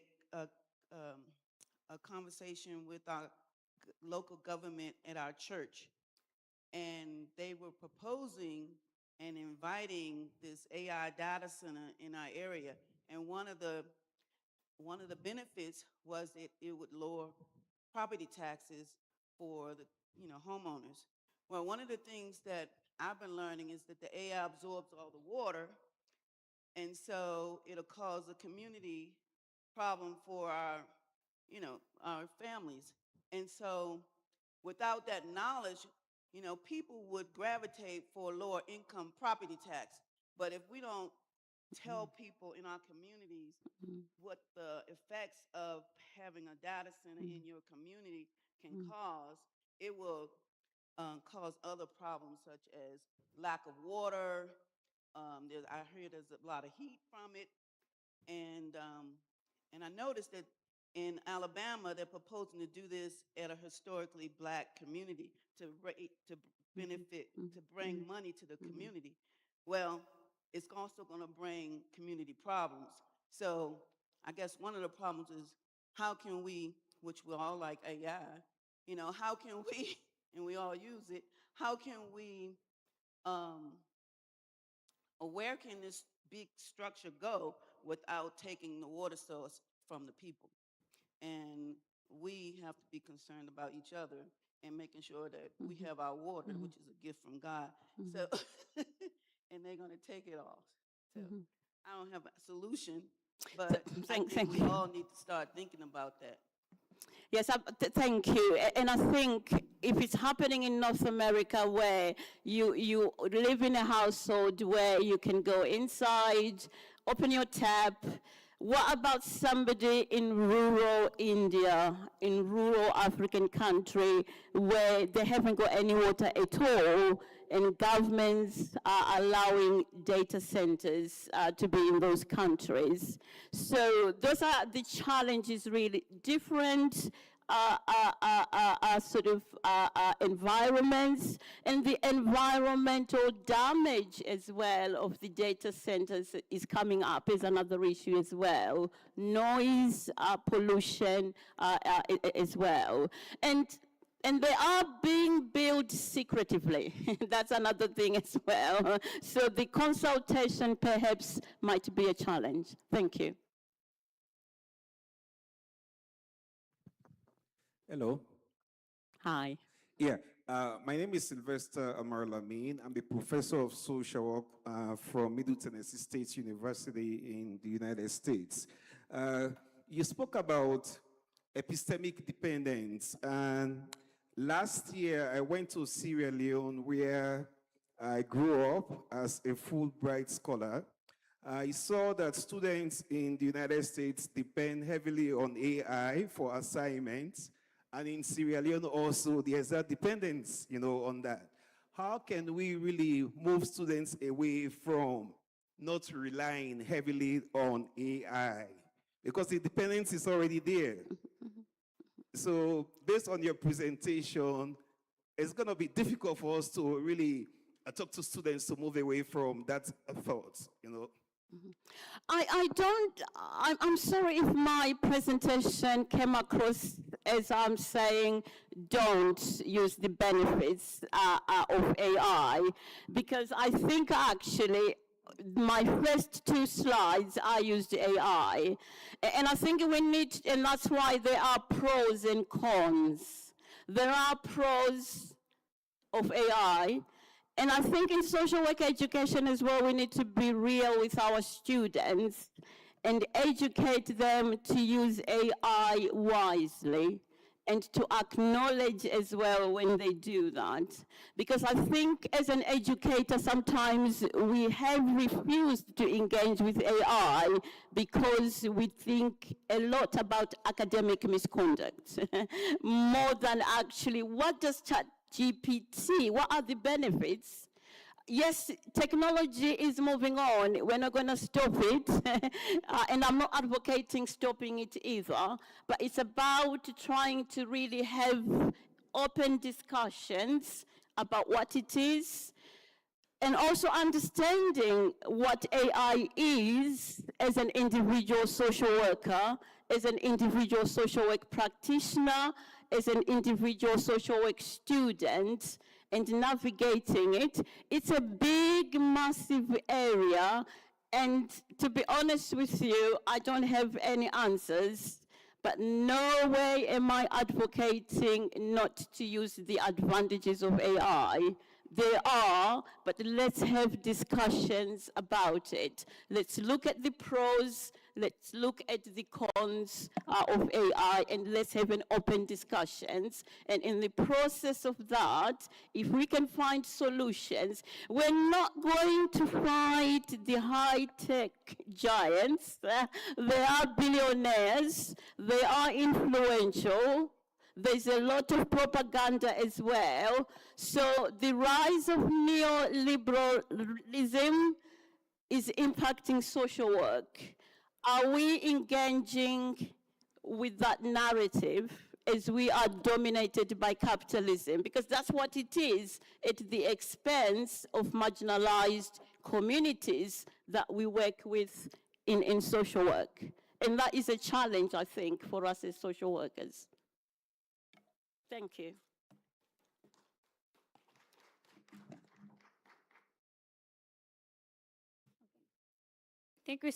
Thank you so much, Edith Lewis. And that was our last presenter of this session. So we are going for a 30, I think now it's 26 minutes break, and we'll be back by 5. We should be settled for the next session. Thank you.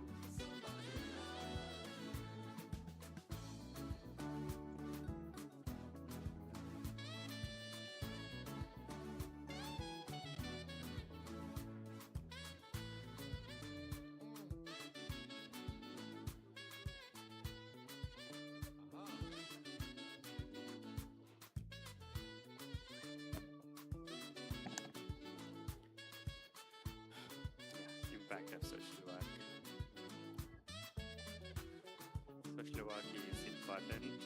And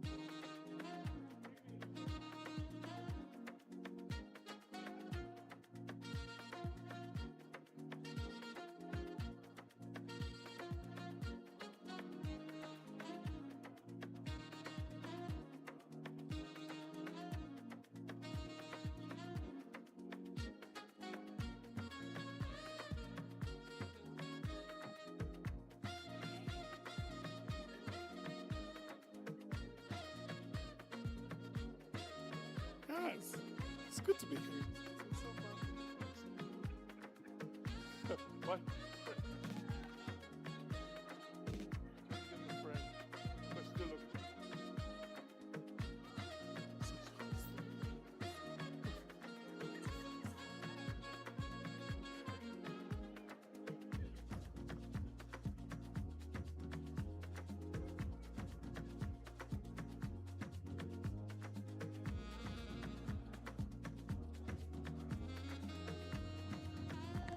shooting కింద అది కనిపిస్తుందా? అబ్బో సరే ఎన్ని ఆన్లో ఉన్నాయి. వచ్చినాయా?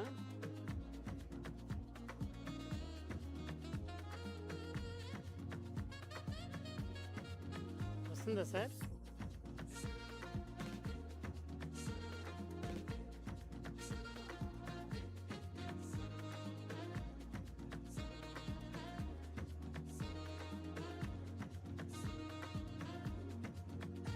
వచ్చిందా సార్?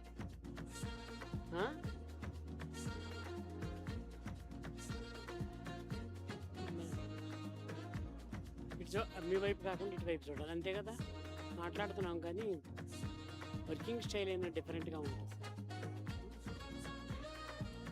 వచ్చింది అది కింద.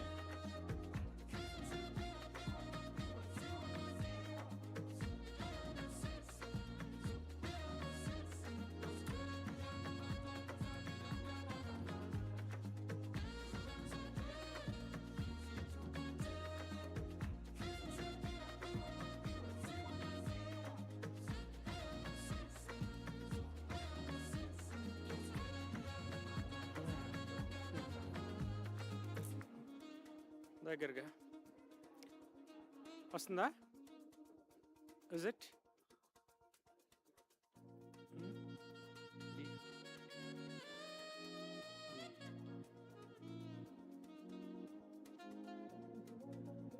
ఓకే.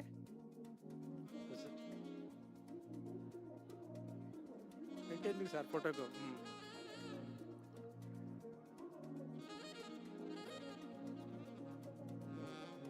సైడ్ నుంచి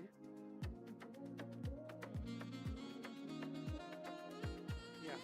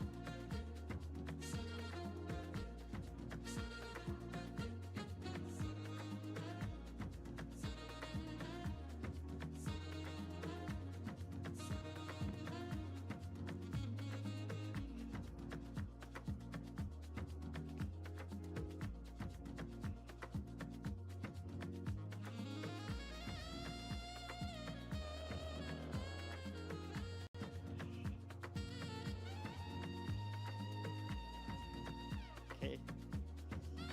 Okay.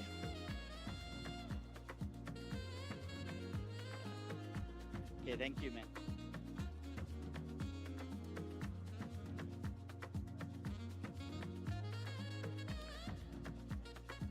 Okay, is it okay?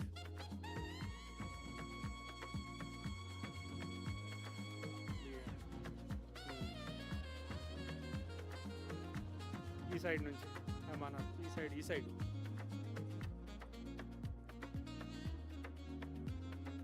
ఇటు సైడ్ రండి సార్, ఇటు వస్తే ఇటు నుంచి.